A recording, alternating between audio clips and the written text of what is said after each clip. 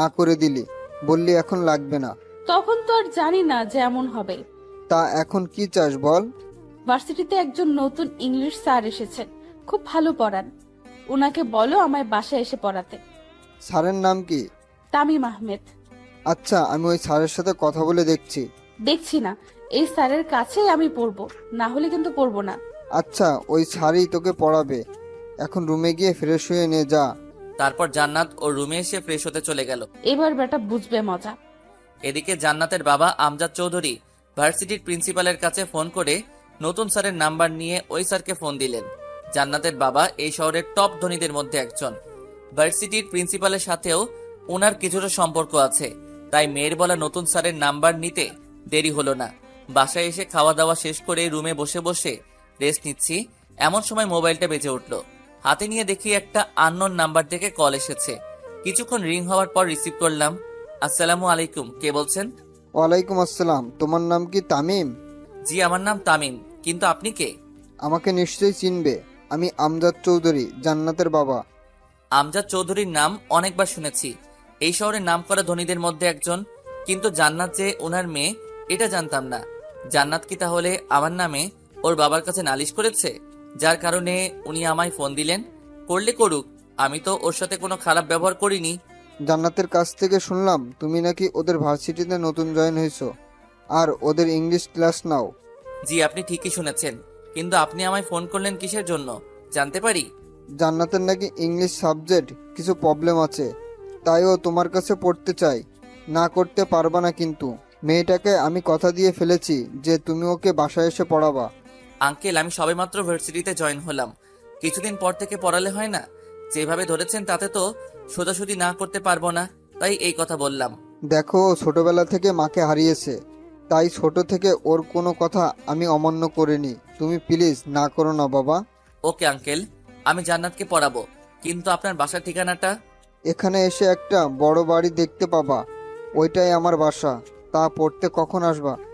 সন্ধ্যা 7টার দিকে আসবো আঙ্কেল। ওকে, তাহলে রাখি, তুমি ঠিক সময়ে চলে এসো। বলেই কল কেটে দিলেন। কল কেটে দিয়ে মেয়ের রুমে গিয়ে খবরটা দিয়ে আসলেন আমজাদ সাহেব। খবরটা পেয়ে তো জান্নাত বেজায় খুশি। চাকরিতে জয়েন হলাম 2 দিনও হলো না, আর এই মেয়ে এখনই আমার কাছে পড়তে যাচ্ছে। ডাল মেয়ে জরুর কুছ কালা হ্যায়। ওই দিনের মতো রাতের খাবার খেয়ে ঘুমিয়ে পড়লাম। পরের দিন সকালবেলা উঠে ভার্সিটিতে গেলাম, কিন্তু জান্নাত নামের মেয়েটাকে ক্লাসে দেখতে পেলাম না। হয়তো আজ ভার্সিটিতে আসেনি। ভার্সিটি শেষে বাসায় এসে খাওয়া দাওয়া করে কিছুক্ষণ রেস্ট নিলাম। তারপর আম্মুকে বলে জান্নাতকে পড়ানোর জন্য বাসা থেকে বের হয়ে আসলাম। জান্নাতের বাড়ির সামনে এসে ভিতরে ঢুকতে যাব, এমন সময় গেটের কাছে থাকা দারোয়ানটা আমার পথ আটকে জিজ্ঞেস করলো, কে আপনি? আর এখানে কি চাই? জি, আমায় আমজাদ চৌধুরী আসতে বলেছেন ওনার মেয়েকে পড়ানোর জন্য। আপনি এইখানে একটু দাঁড়ান, আমি এক্ষুনি আসছি। বলেই লোকটা ভিতরে চলে গেল। কিছুক্ষণ পর আবার সামনে এসে বলল, স্যার আপনাকে ভিতরে যেতে বলেছে। তারপর ভিতরে ঢুকে দেখি অনেক সুন্দর একটা বিশাল বাড়ি, চারদিকে বাগান আর অনেক মানুষ দাঁড়িয়ে আছে। মনে হচ্ছে এরা আমজাদ সাহেবের লোক।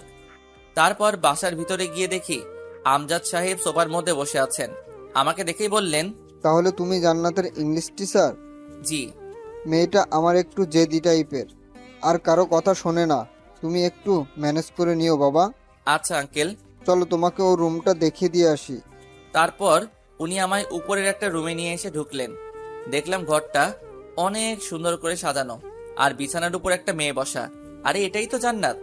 জান্নাত আমাকে দেখতে পেয়েই বিছানা থেকে উঠে বসলো। পরনে শর্ট প্যান্ট আর গায়ে একটা শার্ট। একবার দেখে চোখ নামিয়ে নিলাম। মামুনি, তোমার স্যার এসেছে, রেডি হয়ে পড়তে বসো, আমি গেলাম। বলেই আমজাদ সাহেব রুম থেকে চলে গেলেন। স্যার দাঁড়িয়েছেন কেন, বসেন।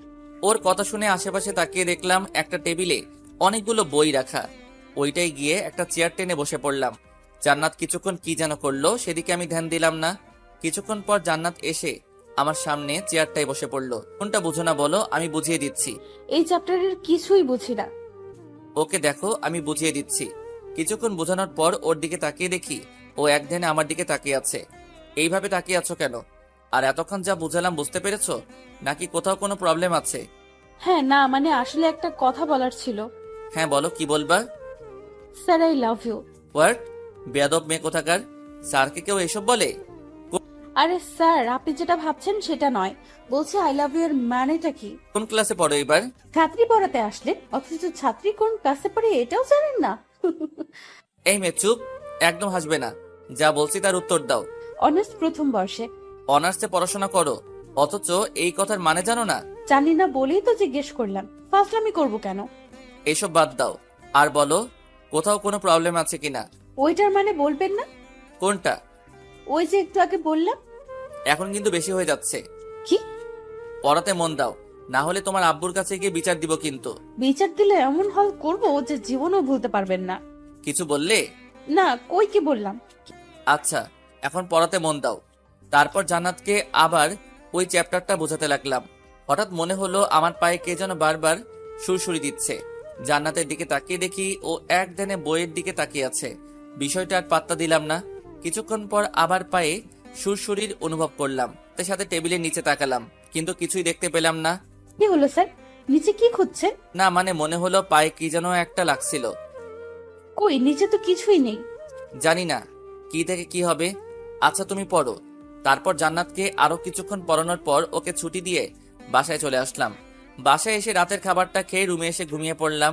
সকালবেলা ঘুম থেকে উঠে ফ্রেশ হয়ে নাস্তা করে ভার্সিটি যাওয়ার জন্য রেডি হয়ে নিলাম। তারপর বাসা থেকে বের হয়ে একটা রিক্সা নিয়ে সোজা ভার্সিটিতে চলে এলাম।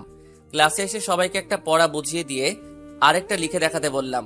সবাই লিখছে আর আমি একে একে সবার খাতার চোখ বুলিয়ে যাচ্ছি। হঠাৎ জান্নাতের খাতার উপর চোখ পড়তেই দেখি ওর খাতায় বড় করে একটা লাভ এঁকে সেটাকে কালার করছে। মেজাজটাই খারাপ হয়ে গেল ওর কাণ্ড দেখে। সাথে সাথে ওকে ধমক দিয়ে দাঁড়াতে বললাম। ও ধমক শুনে দাঁড়িয়ে গেল। এটা কি এঁকেছো? স্যার, আপনি চোখে কম দেখেন নাকি? চুপ বেয়াদব বেকথাকার। স্যারের মুখের উপর কথা বলো, এত সাহস? আমি কি তোমায় এইসব আঁকতে বলেছি? না। তাহলে এইসব কেন এঁকেছো? বের হও ক্লাস থেকে। ক্লাস থেকে বের হও, না হলে কান ধরে দাঁড় করিয়ে রাখবো। আমার দিকে একবার কান্না ভেজা চোখে তাকিয়ে দৌড়ে ক্লাস থেকে বের হয়ে গেল। কিছুক্ষণ পর ক্লাস ছুটির বেল বেজে উঠলে সবাইকে কালকের জন্য একটা পড়া দিয়ে ক্লাস থেকে বের হয়ে আসলাম। এইভাবে সারাদিন একের পর এক ক্লাস করাতে করাতে ভার্সিটি ছুটি হয়ে গেল। বাসায় এসে ফ্রেশ হয়ে খাওয়া দাওয়া করে দিলাম এক ঘুম। এদিকে জান্নাত ভার্সিটি শেষে বাসায় এসে নিজের রুমে ঢুকেই দরজা লাগিয়ে দিয়ে তামিমের আচরণের জন্য কান্না করতে লাগলো। আজ পর্যন্ত যেখানে তার বাবাও তাকে ধমক দিয়ে কথা বলেননি, সেখানে ওই স্যারটা কিনা আমায় ক্লাসের সবার সামনে ক্লাস থেকে বের করে দিল। আসুক বেটা আজকে, আজ ওর একটা ব্যবস্থা করেই ছাড়বো। এই জান্নাত যে কি জিনিস বেটাকে বুঝিয়ে দিব আজ, এটা ভাবতে থাকে। বিকেলবেলা ঘুম ভাঙলে উঠে অজু করে মসজিদে গিয়ে নামাজ পড়ে কিছুক্ষণ বাহিরে হাঁটাহাঁটি করে আবার বাসায় চলে আসলাম। ঘড়িতে তাকিয়ে দেখি 7টা বাজতে আর বেশি সময় বাকি নেই, তাই রেডি হয়ে জান্নাতকে পড়ানোর জন্য বাসা থেকে বের হয়ে এলাম। কিছুক্ষণ হাঁটার পর জান্নাতের বাড়ির সামনে চলে এলাম। গেট খুলে দারোয়ান আমায় ভিতরে ঢুকিয়ে আবার গেট লাগিয়ে দিল। বাসার ভিতরে যাওয়ার জন্য পা বাড়াতে যাব এমন সময় সামনে তাকিয়ে দেখি একটা ছেলে একটা লোককে মাটিতে ফেলে উড়াধুরা মাইর মারছে, আর তাদেরকে ঘেরাও করে আছে কালো কোট পরা কয়েকটা বডিগার্ডের মতো লোক। ভুল বাড়িতে চলে আসলাম নাকি? না, গতকালকের বাড়িতেই তো এসেছি, কিন্তু ওই ছেলেটা ওই লোকটাকে মারছে কেন? হঠাৎ ওই ছেলেটা আমার দিকে ঘুরে তাকালো। ছেলেটাকে দেখেই ভয়ে আমার হাত পা কাঁপতে শুরু করলো। এইখানে কি করছে? আরে এ তো রাসেল, এই শহরের নামকরা একজন গুন্ডা। হঠাৎ দেখলাম রাসেল ছেলেটার হাতে থাকা হকি স্টিক নিয়ে আমার দিকে এগিয়ে আসছে। আল্লাহ, এ আমার দিকে আসছে কেন? মারবে না তো? এই, কে তুই? আর এইখানে কি চাই? না মানে আসলে আমি... যা বলার সোজাসুজি বল, এত তোতলাচ্ছিস কেন? ভাইয়া, উনি আমার স্যার, আমায় পড়াতে এসেছেন। কিছু বলার আগে কে যেন কথাটা বলে উঠলো। চারপাশে তাকিয়ে কাউকে দেখতে না পেয়ে উপরের দিকে তাকাতেই দেখলাম জান্নাত ও রুমের বারান্দায় দাঁড়িয়ে আছে। হয়তো জান্নাতই কথাটা বলেছে, কিন্তু জান্নাত উনাকে ভাইয়া বলল কেন? তার মানে কি রাসেল জান্নাতের ভাই? ও সরি, আসলে আমি চিনতে পারিনি, প্লিজ কিছু মনে করবেন না। না না ঠিক আছে, আমি কিছু মনে করিনি। আচ্ছা, আপনি তাহলে ভিতরে যান। আচ্ছা, কিন্তু আপনি এই লোকটাকে মারছেন কেন? এই লোকটা জান্নাতের কলেজের স্যার। জান্নাত কলেজে থাকতে এই লোকটা একবার জান্নাতকে বকেছিল, সেটার শোধ নিচ্ছি আজকে। সে তো অনেক আগের ঘটনা, তার জন্য ওনাকে আজ শাস্তি দিচ্ছেন? আসলে আমি এই কয় মাস দেশের বাইরে ছিলাম, তাই বেটাকে কিছু করতে পারিনি। গতকাল রাতে দেশে ফিরলাম, আর এসেই একে ধরে নিয়ে আসলাম। কিন্তু উনি তো জান্নাতের স্যার, আর স্যার হয়ে স্টুডেন্টকে বকা দিতেই পারেন, এটা তো স্বাভাবিক। স্যার হোক আর যেই, আমার বোনকে কেউ বকা দিলে বা ওর ওপর কথা বললে ওরও এমন হাল করব যেমন এর করেছি। তাহলে নেক্সট ডে মনে হয় আমার নামই আগে। কিছু বললেন স্যার? হ্যাঁ, না মানে কই কি বললাম, কিছু না। আচ্ছা, আর আপনি এতক্ষণ ধরে এইখানে দাঁড়িয়ে আছেন কেন? যান ভিতরে যান। আচ্ছা। তারপর ভিতরে ঢুকে দেখি বাসায় কেউ নেই, তাই সোজা জান্নাতের রুমে চলে এলাম। আমাকে আসতে দেখে জান্নাত একটা চেয়ার টেনে আমায় বসতে বলল। আমি কিছু না বলে বসে পড়লাম। জান্নাত তো আমার সামনের চেয়ারে এসে বসে পড়ল। আচ্ছা রাসেল যে, উনি তোমার কি হন? ভাইয়া। কেমন ভাইয়া? কেমন আবার, আপন ভাইয়া। আমরা এক ভাই এক বোন, উনি বড় আর আমি ছোট। খাইসা মারে, রাসেল জান্নাতের আপন ভাই হয়? এটা আজ জানলাম। জান্নাতের সম্পর্কেও তেমন কিছু জানি না। কিছু না জেনেই মেয়েটাকে পড়াতে চলে আসলাম। না জানি কপালে কি দুঃখ আছে। ওর ভাই যদি জানতে পারে আমি জান্নাতকে 1 দিন না 2 দিন না 3 দিন বকেছি, তাহলে আমার কি হবে? কি হলো স্যার, এত কি ভাবছেন? আজ পড়াবেন না? পড়াবো। আচ্ছা জান্নাত, একটা কথা বলি। কি কথা বলে? ভার্সিটিতে এত স্যার থাকতে তুমি আমার কাছে কেন পড়তে চাইলা? তোমাকে যে শিক্ষা দেব তাই। কি হলো, চুপ করে আছো কেন, বলো। আসলে স্যার, প্রথম দিন আপনার ক্লাস করেই বুঝতে পেরেছিলাম যে আপনি স্যার হিসেবে ইংলিশে খুব ভালো। তার জন্যই আব্বুকে বলে আপনাকে আমার হোম টিচার বানিয়ে নিলাম। ও আচ্ছা, এখন পড়ো। কি পড়বো? গতকাল যে চ্যাপ্টারটা বুঝিয়েছিলাম, বুঝেছো? একটু একটু। আচ্ছা, আজকে আবার ওইটা বোঝাচ্ছি, খেয়াল করো। কিছুক্ষণ পর বুঝেছো তাহলে? আরেকবার বোঝালে ভালো হয়। ওকে, খেয়াল করো আবার। কিছুক্ষণ বোঝানোর পর, আর কোথাও কোনো প্রবলেম আছে? স্যার, এই চ্যাপ্টারের কিছুই বুঝি না। বুঝবে কিভাবে? হ্যাঁ, পড়াশোনায় তো মন নেই, সারাক্ষণ শুধু ফাইজলামি। স্যার, আমায় ধমক দিয়ে কথা বলবেন না বলে দিলাম। এই, তুমি আমায় হুমকি দিচ্ছ? হ্যাঁ, ছাত্রী হয়ে স্যারের সাথে এইভাবে কথা বলতে লজ্জা করে না? বেয়াদব মেয়ে কোথাকার। ওই শালা চুপ! আর একটাও কথা বলবি না। অনেক শুনেছি তোর বক বক, আর নয়। নিজেকে কি ভেবেছিস? হ্যাঁ, যখন তখন আমায় ধমক দিয়ে কথা বলবি আর আমি কিছুই বলবো না? আমার শার্টের কলার চেপে ধরে, এই, এটা কেমন অসভ্যতা! ভুলে যেও না আমি তোমার স্যার, সম্মান দিয়ে কথা বলো, না হলে। না হলে কি করবি তুই? হ্যাঁ, আমি কিন্তু তোমার আব্বুর কাছে তোমার নামে বিচার দিব। ভাইয়া যে একটা লোককে মারতেছে দেখেছেন? উনি তো। হ্যাঁ, উনি আমার কলেজের স্যার। আর এটাও নিশ্চয়ই জেনে গেছেন যে ভাইয়া ওই স্যারকে কেন মারতেছে। এখন আপনিও আমার স্যার, যদি ভাইয়ার কাছে আপনার নামে বিচার দেই তো কি হবে ভাবতে পারছেন? মানে তুমি কেন আমার নামে বিচার দিবে? আমি কি করেছি? এই যে আপনার ভার্সিটির প্রথম ক্লাস থেকে শুরু করে এই পর্যন্ত আমায় কতবার ধমক দিয়েছেন আর বকা দিয়েছেন, হিসাব আছে? স্যার হিসেবে তো তোমায় বকা দিতেই পারি, তাই না? এইখানে তোমার ভাইয়ার কাছে বিচার দেবার কি আছে? ওকে, বিচার দিব না, তবে এর জন্য আপনাকে আমার একটা শর্ত মানতে হবে। কি শর্ত? এখন থেকে আপনাকে আমার সব কথা মেনে চলতে হবে। রাজি? এটা আবার কেমন কথা? তাছাড়া স্যার হিসেবে আমি তোমায় একটু বকা দিতেই পারি, এর জন্য। আমি এত কথা শুনতে চাচ্ছি না।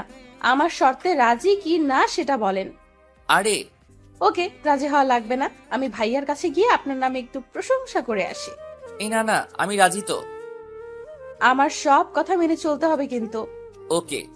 তাহলে আজ থেকে আমায় আর বকা দিতে পারবেন না, বলে দিলাম। আচ্ছা, এখন বই বের করো। তারপর জান্নাত বই নিয়ে এসে আমার সামনের চেয়ারে বসে পড়লো। আজ কোন চ্যাপ্টার পড়াবো বলো? এই চ্যাপ্টার। ওকে, খেয়াল করো। তারপর জান্নাতকে ওই চ্যাপ্টারটা ভালো করে বোঝাতে লাগলাম। একসময় ওর দিকে চোখ পড়তে দেখি ও এক ধ্যানে আমার দিকে তাকিয়ে আছে। প্রথমবার ডাকলাম, বাট কোনো রেসপন্স নেই। দ্বিতীয়বার টেবিলে থাকা স্কেলটা দিয়ে ওর হাতে একটা বসিয়ে দিলাম। সাথে সাথে সে হকচকিয়ে উঠল।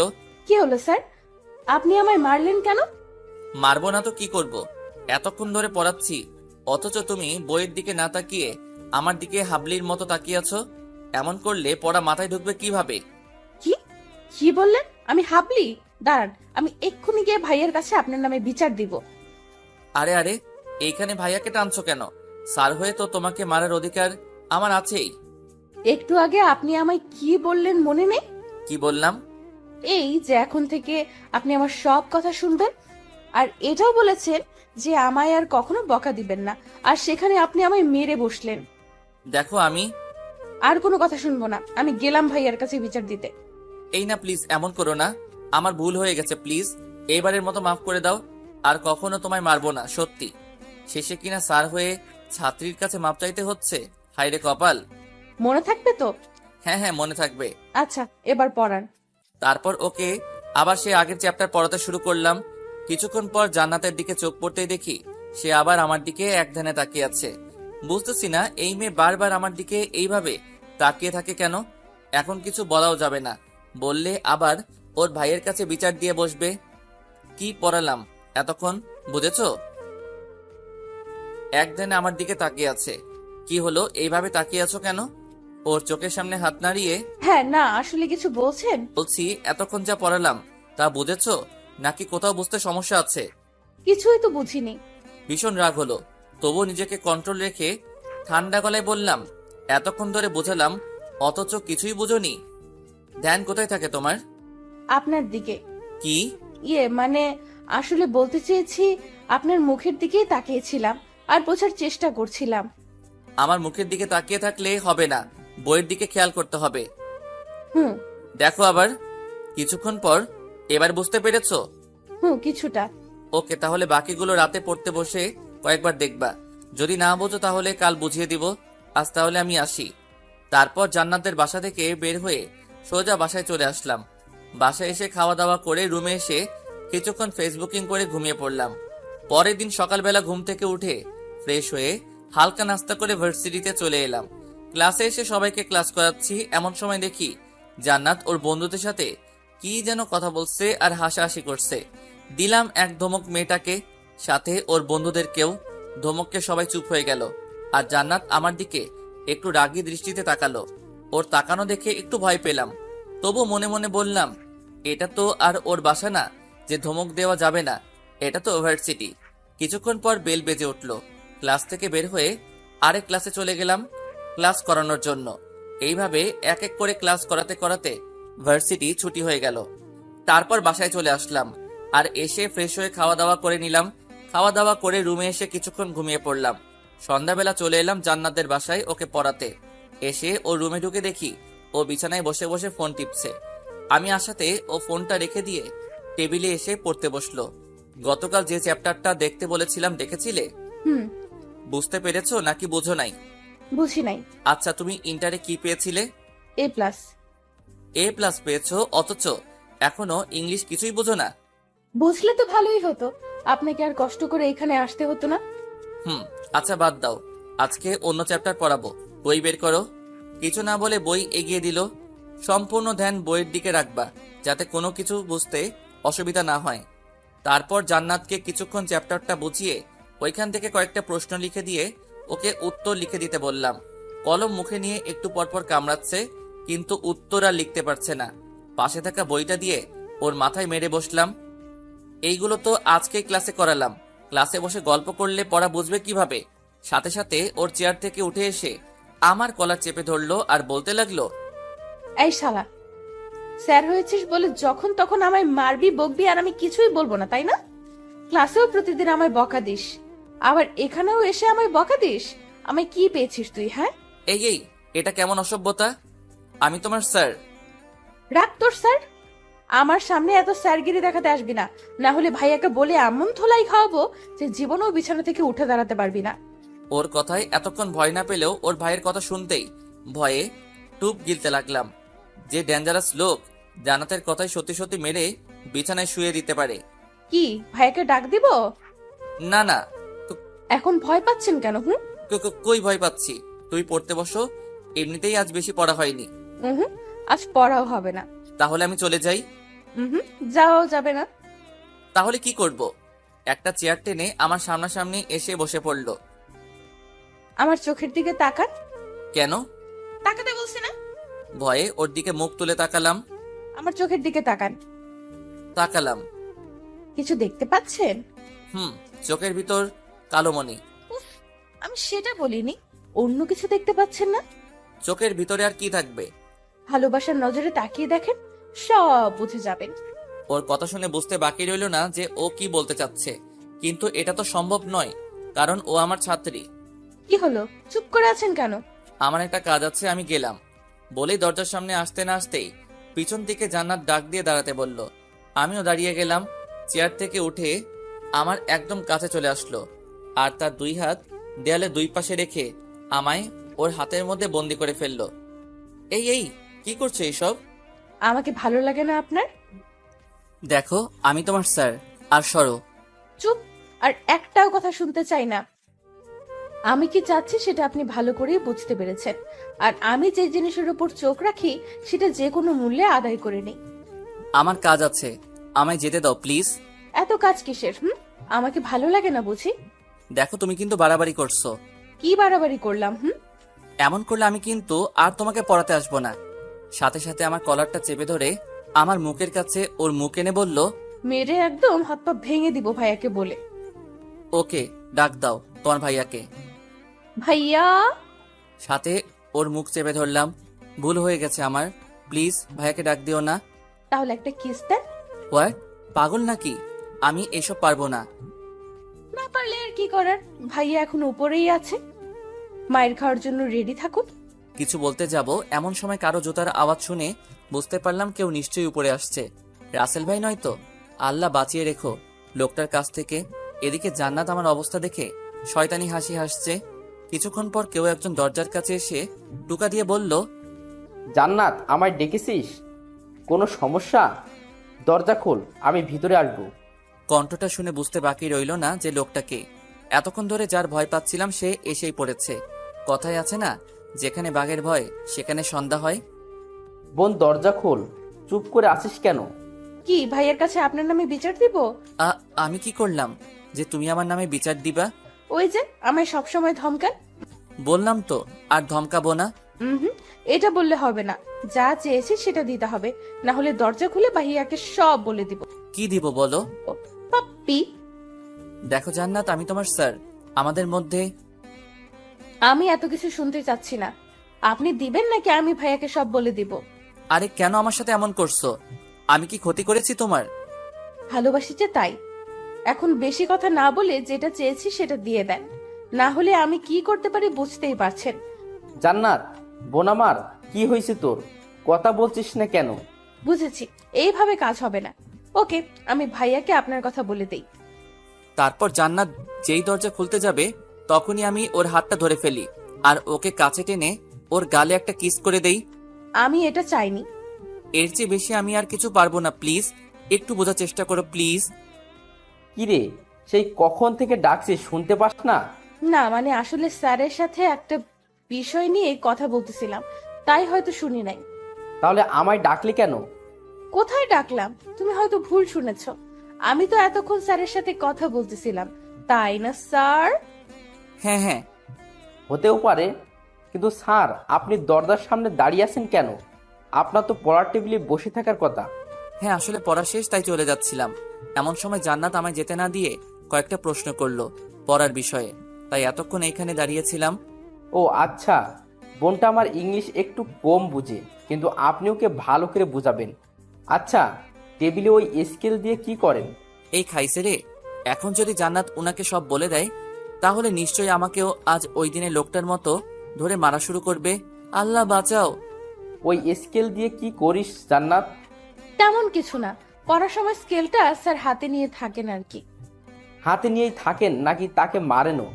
শোনেন স্যার, বোনটা আমার খুব আদরের। ছোট থেকে আজ পর্যন্ত ওর গায়ে একটু আজ পর্যন্ত লাগতে দেয়নি। যেই আমার বোনের মুখের উপর কেউ কথা বলেছে তাকে মেরে একদম অবস্থা কাহিল করে ফেলতাম। এমনকি অনেক স্যারদের চাকরিও কেড়ে নিয়েছি এর জন্য। এই প্রথম জান্নাত কোনো স্যারের কাজে নিজে থেকে পড়তে চেয়েছে বলেই বাবা ওকে আপনার কাছে পড়াচ্ছেন। তবুও আপনাকে বলে রাখি, ভুলেও আমার বোনের মুখের উপর কোনো কথা বলবেন না। ও যেভাবে বলবে সেভাবেই পড়াবেন। যদি শুনি এর একটু এদিক সেদিক হয় তাহলে আপনার কপালে দুঃখ আছে বলে দিলাম। এটা হুমকি দিচ্ছে নাকি সাবধান করছে? কোনো সমস্যা হলে ভাইয়াকে বলবি, কেমন? আমি তাহলে আসি। বলেই রুম থেকে বেরিয়ে গেলেন। আমিও দরজা খুলে পেয়ে চলে আসতে যাব এমন সময় জান্নাত আমার হাত ধরে ফেলে। আপনি কোথায় যাচ্ছেন? না মানে পড়ানো তো শেষ, তাই আমি আর থেকে কি করব? আপনাকে আমি যেতে বলেছি? না, তবে পড়ানো যেহেতু শেষ তাই চলে যাচ্ছি। একটু আগে ভাইয়া কি বলে গেল শুনেন নাই? কি বলেছিলেন? এই যে আমার মুখের উপর কোনো কথা বলবেন না, আমি যেভাবে বলবো সেভাবেই পড়াবেন। কিন্তু এখন তো পড়ানো শেষ, তাহলে আর থেকে কি করব? আমার বাসায় অনেক কাজ আছে, প্লিজ আমায় যেতে দাও। কিছুক্ষণ ভেবে ওকে যান, তবে কাল একটু তাড়াতাড়ি পড়াতে আসবেন, দেরি করবেন না কিন্তু, না হলে। না না, দেরি করব না, তাড়াতাড়ি চলে আসবো। মনে থাকে জানো। তারপর আর কথা না বাড়িয়ে দরজা খুলে জান্নাতের রুম থেকে বের হয়ে আসলাম। সিঁড়ি বেয়ে নিচে নেমে আসতেই আঙ্কেল আমায় ডাক দিলেন। দেখি উনি সোফায় বসে আছেন। হেঁটে হেঁটে ওনার সামনে গিয়ে দাঁড়ালাম। তা বাবা, জান্নাত ঠিকমতো পড়ছে তো? জি আঙ্কেল। দেখো, আমি জানি মেয়েটা একটু পড়াশোনা কম করে, কি যে হয়েছে ওর কিছুই বুঝতে পারছি না। তুমি একটু ওকে ভালো করে গাইড করে দিও প্লিজ। এসব নিয়ে আপনি চিন্তা করবেন না আঙ্কেল, আমি ওকে ভালো করে গাইড দিচ্ছি। তারপর আঙ্কেলের সাথে আরো কিছু টুকটাক কথা বলে সোজা বাসায় চলে আসলাম। রাতের খাবার খেয়ে রুমের মধ্যে শুয়ে আছি আর ভাবছি, জান্নাত যা শুরু করেছে তাতে ওকে বেশি দিন পড়ানো যাবে না, না হলে পরে আমারই ক্ষতি হবে। যত তাড়াতাড়ি পারি আঙ্কেলকে বলে ওকে পড়ানো ছেড়ে দিব। এইসব ভাবতে ভাবতে কখন যে চোখটা লেগে যায় খেয়ালই নেই। সকালবেলা ঘুম থেকে উঠে ফ্রেশ হয়ে নাস্তা করে ভার্সিটিতে চলে এলাম। ক্লাসের মধ্যে বসে আছি আর সবাইকে ক্লাস করাচ্ছি। এমন সময় জান্নাতের দিকে চোখ পড়তেই সে আমায় চোখ টিপ মেরে বসলো। ওর এমন ব্যবহারে থতমত খেয়ে গেলাম। এটা মেয়ে নাকি অন্য কিছু? ছাত্রী হয়ে স্যারকে ছিছি। ওর দিকে আর না তাকিয়ে আবার ক্লাস করানোতে মনোযোগ দিলাম। কিছুক্ষণ পর বেল বেজে উঠলে ক্লাস থেকে বের হয়ে আসলাম। তারপর আবার একটা ক্লাসে চলে গেলাম ক্লাস করাতে। দেখতে দেখতে টিফিন পিরিয়ডের সময় হয়ে গেলে ক্লাস থেকে বের হয়ে ক্লাসের বারান্দা দিয়ে হাঁটছি। এমন সময় কে যেন বলে উঠল, তামিম সাহেব একটু দাঁড়ান। পিছনে ফিরে দেখি নীলা ম্যাডাম। বলতে গেলে আমার 1-2 বছরের বড় হবে, কিন্তু উনি নাকি এখনো বিয়েই করেন নাই। দেখতেও মাশাআল্লাহ অনেক সুন্দর, গায়ের রং একেবারে ফর্সা, মুখটাও একদম মায়াবী, যে কেউ দেখলে উনার প্রেমে পড়ে যাবে। আপনাকেও তো তেমন দেখা যায় না। দেখবেন কিভাবে? আপনি কি আর আমাদের দিকে তাকান? সব সময় তো মাথা নিচু করেই হাঁটেন, পাশ দিয়ে গেলেও কথা বলেন না। আসলে আমি মেয়েদের সাথে এত কথা বলতে পারি না। কেন কেন? এটা ঠিক বলতে পারবো না, তবে আমার কেমন যেন লাগে আর কি। ও আচ্ছা, বুঝেছি। আমাদের স্যারের মেয়েদের সাথে কথা বলতে লজ্জা করে, তাই তো? হ্যাঁ আসলে। থাক, আর কিছু বলতে হবে না। টিফিন টাইম তো হয়ে গেছে, চলেন না আজ দুইজন মিলে একসাথে নাস্তা করি। কিন্তু আমি কিন্তু এই প্রথম আপনার কাছে কিছু চেয়েছি, না করলে কিন্তু আমি মাইন্ড করব। ওকে বলেন কোথায় যাবেন? ভার্সিটির বাইরে একটা কফি শপ আছে, ওইখানে যাওয়া যাক। ওকে চলেন। তারপর ওনাকে নিয়ে সামনের দিকে এগোতেই দেখি জান্নাত সামনে দাঁড়িয়ে আছে আর আমার দিকে রাগে কটপট করে তাকিয়ে আছে। ওর এমন ফেস দেখে মনে মনে একটু ভয় পেয়ে গেলাম। এদিকে আমায় দাঁড়িয়ে থাকতে দেখে নীলা ম্যাডাম আমার হাত ধরে আমাকে ওনার সাথে নিয়ে যেতে লাগলেন। তারপর নীলা ম্যাডাম আমায় একটা কফি শপে নিয়ে এসে দুজনের জন্য 2 কাপ কফি অর্ডার দিলেন। দুজন গল্প করতে করতে কফি খাওয়া শেষ করলাম। গল্প করার সময় নীলা ম্যাডাম বারবার আমার হাত ধরতেছিলেন। ওনার এমন ব্যবহার আমার সুবিধার মনে হচ্ছিল না, তাই তাড়াতাড়ি করে ভার্সিটি চলে এলাম। তারপর একে একে বাকি ক্লাসগুলো করিয়ে বাসায় চলে আসলাম। বাসায় এসে ফ্রেশ হয়ে খাওয়া দাওয়া করে একটু ঘুমিয়ে পড়লাম। সন্ধ্যাবেলা ঘুম থেকে উঠে হাত মুখ ধুয়ে জান্নাতকে পড়ানোর জন্য ওর বাসায় চলে আসলাম। রুমে ঢুকে দেখি ভিতরে কেউ নেই, তাই সোজা গিয়ে একটা চেয়ার টেনে টেবিলের পাশে বসে পড়লাম। কিছুক্ষণ পর হঠাৎ দরজা আটকানোর আওয়াজে পেয়ে সামনে তাকালাম। দেখি জান্নাত দরজা লাগিয়ে আমার দিকে আসছে আর এসেই আমার শার্টের কলার চেপে ধরে বলল, ওই নীলা ম্যাডামের সাথে আপনার কিসের এত কথা? মানে? এখন ন্যাকা সাজা হচ্ছে তাই না? ভার্সিটির বারান্দায় দাঁড়িয়ে দাঁড়িয়ে নীলা ম্যাডামের সাথে কথা বলা, তারপর কফি শপে গিয়ে একসাথে কফি খাওয়া, এসব কি? হ্যাঁ, আরে ভার্সিটিতে স্যার হিসেবে জয়েন হওয়ার পর থেকে নীলা ম্যাডামের সাথে কখনো কথা হয়নি তো, তাই। তাই বলে এত কথা বলতে হয়? আর কফি শপে গিয়ে কি কি কথা বললেন শুনি? তুমি কে যে তোমাকে সবকিছুর কৈফিয়ত দিতে হবে? হ্যাঁ, আমি আপনার সব। আর এইবারের মতো কিছু বললাম না। নেক্সট টাইম যদি কখনো ওই নীলা ম্যাডামের সাথে আপনাকে কথা বলতে দেখি তাহলে তাহলে কি করবে? হ্যাঁ, কিছুই করব না, শুধু ভাইয়ার কাছে আপনার নামে 2-1টা কথা বলবো। ভয় দেখাচ্ছ তাই না? হুম, ওই নীলা ম্যাডামের সাথে কথা বলতে নিষেধ দিচ্ছি শুধু। অনেক কথা হয়েছে, এখন পড়তে বসো। কিছু না বলে একটা চেয়ার টেনে আমার গা ঘেঁষে বসে পড়লো। এইখানে বসেছো কেন? সামনের দিকে গিয়ে বসো। আজ এখানেই বসবো, আর পড়ালে পড়ান, না পড়ালে নাই। আর কোনো উপায় না পেয়ে ওকে পড়াতে রাখলাম। জান্নাতকে পড়াচ্ছি, এমন সময় হুট করে ও আমার গালে একটা কিস করে বসলো। ও এমন কিছু করে বসবে তা আমি স্বপ্নেও ভাবিনি। এই মেয়ে, তোমার লজ্জা শরম বলতে কিছু নেই নাকি? ছাত্রী হয়ে স্যারকে কিস করো? তাই আপনার গলাটা না খুব সুন্দর, তাই একটু আদর করে দিলাম। বেশি বেঁকে গেছো তাই না? দাঁড়াও, আজকে আঙ্কেলের সাথে তোমার বিষয়ে কথা বলবো। স্যার, আপনি আমায় এত তাড়াতাড়ি বিয়ে করবেন? কিন্তু আমার যে এখনো পড়াশোনা কমপ্লিট হয়নি। চুপ বেয়াদব মেয়ে কোথাকার! আমি কি তোমায় বলেছি যে তোমায় বিয়ে করব? তুমি আমার সাথে যা শুরু করেছো সেগুলো আজকে আঙ্কেলকে বলবো। ভুলেও এমন কাজ করবেন না, না হলে আমার কথায় ভাইয়া আপনার কি হাল করবে তা ভাবতেও পারবেন না। আমার সাথে এমন করছো কেন? দেশে কি মানুষের অভাব পড়েছে যে তুমি তোমার স্যারের সাথে জিএফ এর মতো আচরণ করছো? অভাব পড়েনি, তবে আপনার মতো এত কিউট মানুষ খুব কমই আছে, তাই তো আপনাকে এত ভালোবাসি। এটা ভালোবাসা নয়, এটা ক্ষণিকের জন্য ভালো লাগা। কেন বুঝতে চাইছো না? আমায় এইসব শেখাতে আসবেন না, আপনার থেকে আমি এইসব বিষয়ে ভালো জানি। সো মিস্টার তামিম আহমেদ, আমি যেভাবে বলবো আর যা চাইবো আপনি তাই করবেন, না হলে আমি আপনার কি অবস্থা করব ভাবতেও পারবেন না। শুধু রাসেল ভাইয়ের জন্য তোকে এত সহ্য করেছি, না হলে কবেই তোকে পড়ানো বাদ দিয়ে দিতাম। আপনাকে আমায় পড়াতেই হবে, সেটা হোক আপনার ইচ্ছায় অথবা অনিচ্ছায়। সো এইসব নিয়ে এত ভাবাভাবি করে কোনো লাভ নেই। এ তো দেখছি মনের কথা বুঝে ফেলে।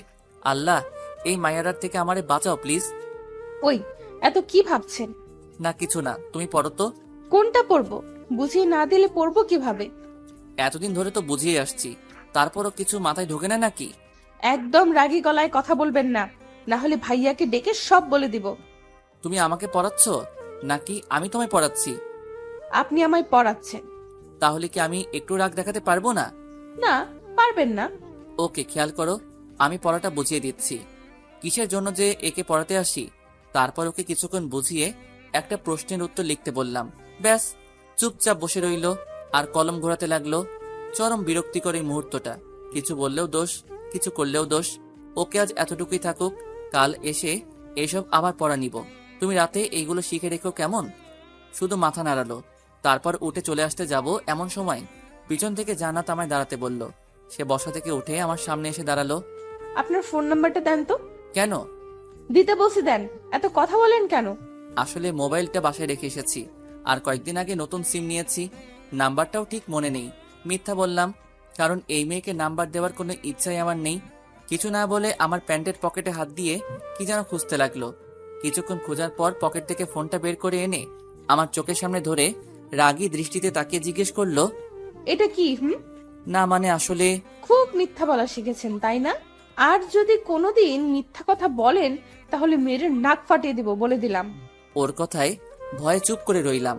ভাইরে ভাই, কি গুন্ডি মেয়েটা! স্যারকে কেউ এসব হুমকি দেয়?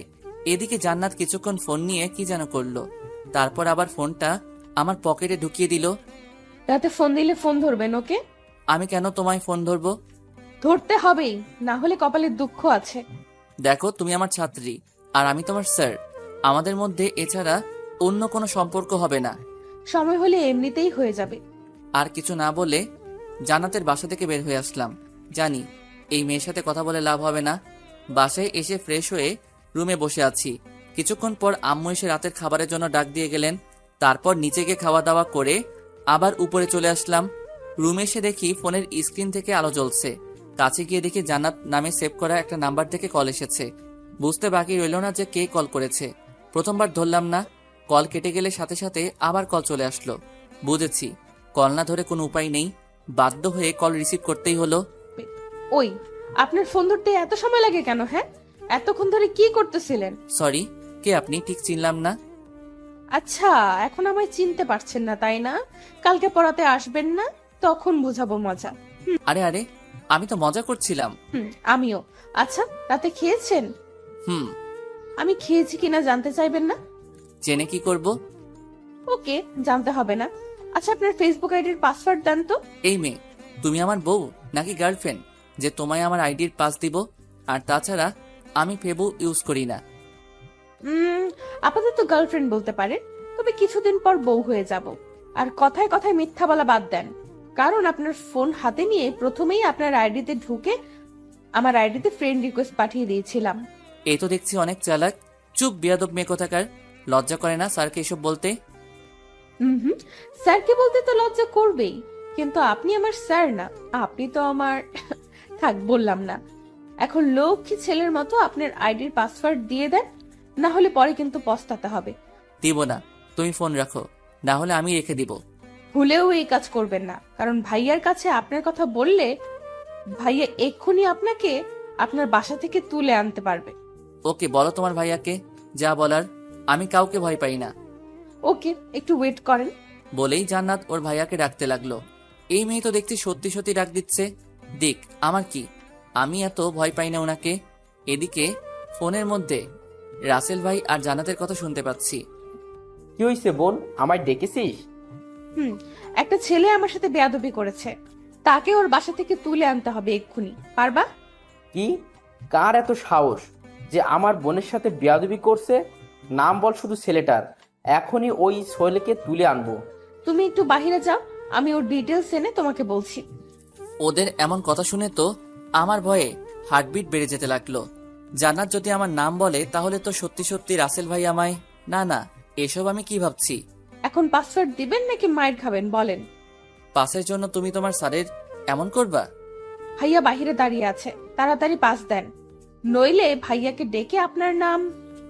আমার নাম্বারের শেষ 7 অক্ষরই আমার আইডির পাস, বাধ্য হয়ে দিতেই হলো, না হলে কপালে দুঃখ আছে, বুঝতেই পারছি। কত ভালো আমার বাবু তো। পাস তো দিলাম, ফোন রাখো, এখন আমি ঘুমাবো। ওকে, গুড নাইট, কাল ভার্সিটিতে দেখা হবে। কিছু না বলে ফোনটা কেটে দিলাম, তারপর মোবাইলটা একপাশে রেখে ঘুমিয়ে পড়লাম। পরের দিন সকালবেলা অনেক তাড়াতাড়ি ঘুমটা ভেঙে গেল। সময় কাটছে না দেখে মোবাইলটা হাতে নিয়ে একটু ফেবুতে লগ ইন করলাম। ফেবুতে ঢুকতেই আমার চোখ কপালে ওঠার পালা। এ আমি কি দেখছি? এটা কিভাবে হলো? আমার এত স্বাদের আইডি?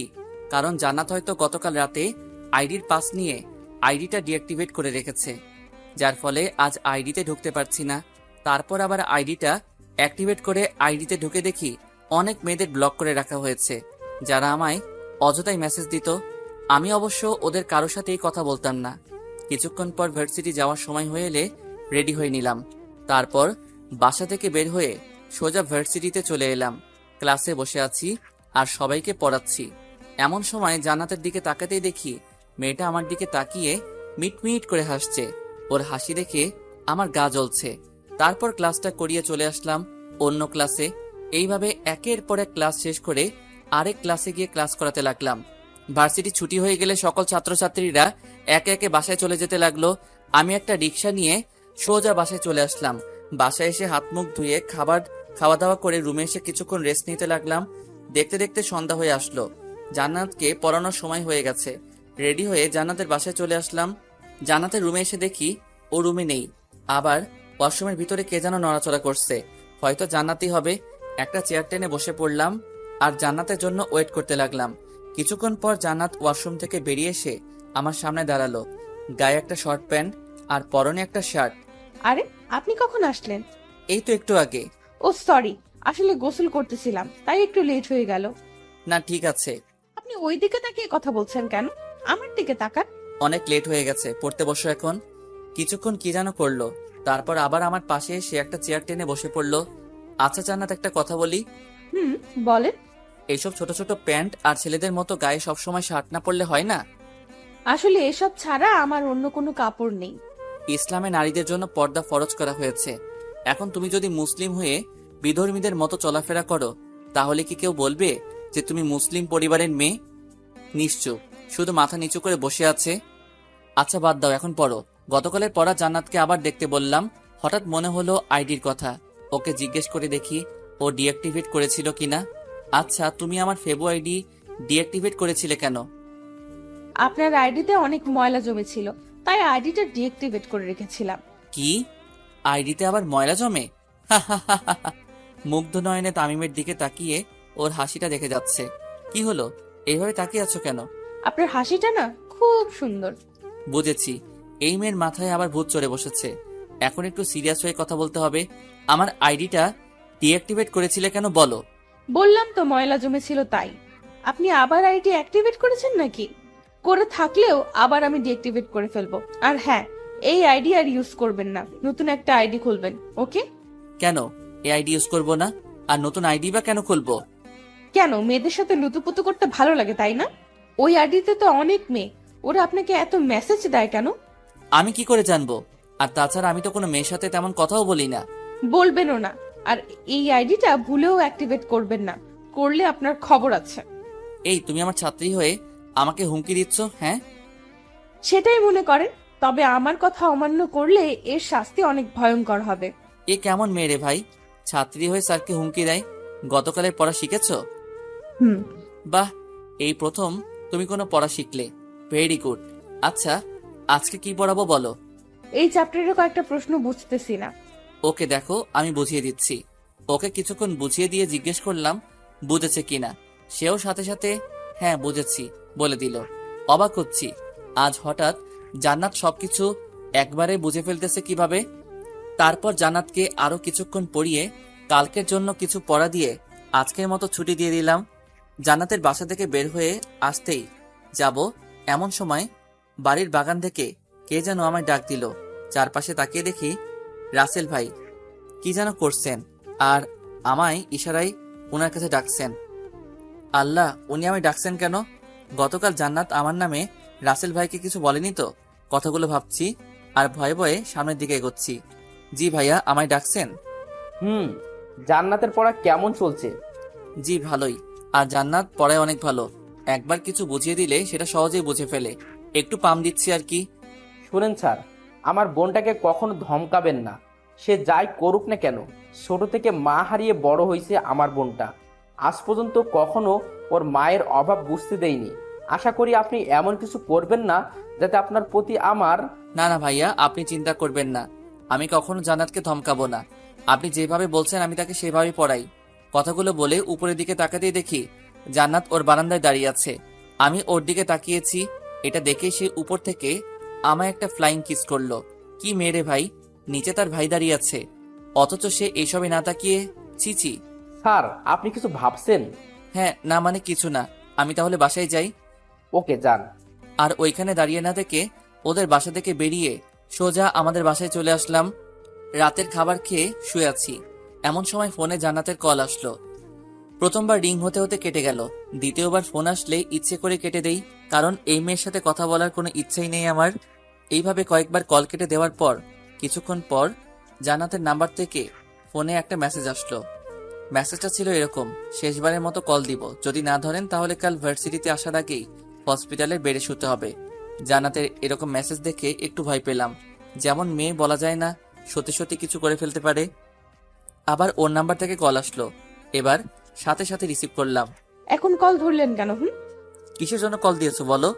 প্রেম করার জন্য গো। দেখো, ঢং করবা না, যা বলা তাড়াতাড়ি বলে ফেলো। আমি ঘুমাবো, কাল আবার ভার্সিটি আছে। আমি ঢং করি তাই না? ওকে যান, কিছু বললাম না, আপনি ঘুমান। তবে তার আগে আমায় একটা দেন।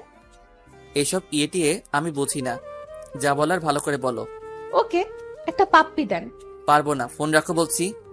রাগ দেখিয়ে লাভ হবে না, আপনি ভালো করেই জানেন আমার উপর রাগারাগি করেছেন। এটা ভাইয়া জানতে পারলে আপনার সাথে কি কি হতে পারে। সো কোনো কথা না বলে যেটা চেয়েছি সেটা দিয়ে দেন।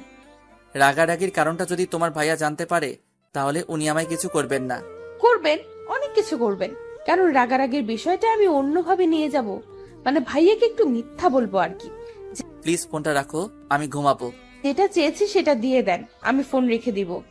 এছাড়া আর কোনো লাভ হবে না। বুঝেছি, এই মেয়ে পিছু ছাড়বে না, তাই বাধ্য হয়ে কোনো রকমে ইনিয়ে বিনিয়ে ইয়েটা দিতে হলো আর কি। লুচ্চা ভাইবেন না আবার আমাকে, চিপাই পইরা দিছি, ইচ্ছা করে তো আর দেই নাই। তারপর জান্নাত ফোনটা কেটে দিল, আর আমিও শান্তিতে বিছানায় গাটা এলিয়ে দিয়ে শুয়ে পড়লাম। পরের দিন ভার্সিটিতে এসে ক্লাসে বসে সবাইকে ক্লাস করাচ্ছি। ভুল করে একবার জান্নাতের দিকে তাকাতেই সে আমায় চোখ টিপ মেরে মিটমিট করে হাসতে লাগলো। লজ্জায় আর ওর দিকে তাকালাম না। ক্লাসটা করিয়ে অন্য আরেকটা ক্লাসে চলে এলাম। একে একে সব ক্লাস করিয়ে ভার্সিটিও ছুটি হয়ে গেল। বাসায় যাওয়ার জন্য ভার্সিটি থেকে বের হতেই কোথা থেকে জানি নীলা ম্যাডাম একটা রিক্সা নিয়ে আমার সামনে এসে দাঁড়ালেন। বাসায় যাচ্ছেন মনে হয়, আসেন আমার সাথে, আপনাকে আপনার বাসায় নামিয়ে দিয়ে যাই। না থাক, আমি হেঁটে যেতে পারবো, আপনি চলে যান। তা বললে তো হবে না, আমি আপনাকে একা রেখে চলে যাব কিভাবে? আসেন আমার সাথে বলছি। বলেই আমার হাত ধরে টেনে রিক্সায় উঠিয়ে নিলেন। কিছু বলতে গিয়েও পারলাম না, যদি উনি আবার মাইন্ড করেন। এদিকে উনি বারবার আমার দিকে হেলে দুলে পড়ছেন, আর আমি ততই চেপে বসার চেষ্টা করছি। কিছুক্ষণ পর, চাচা রিক্সা থামান। কেন, কি হয়েছে?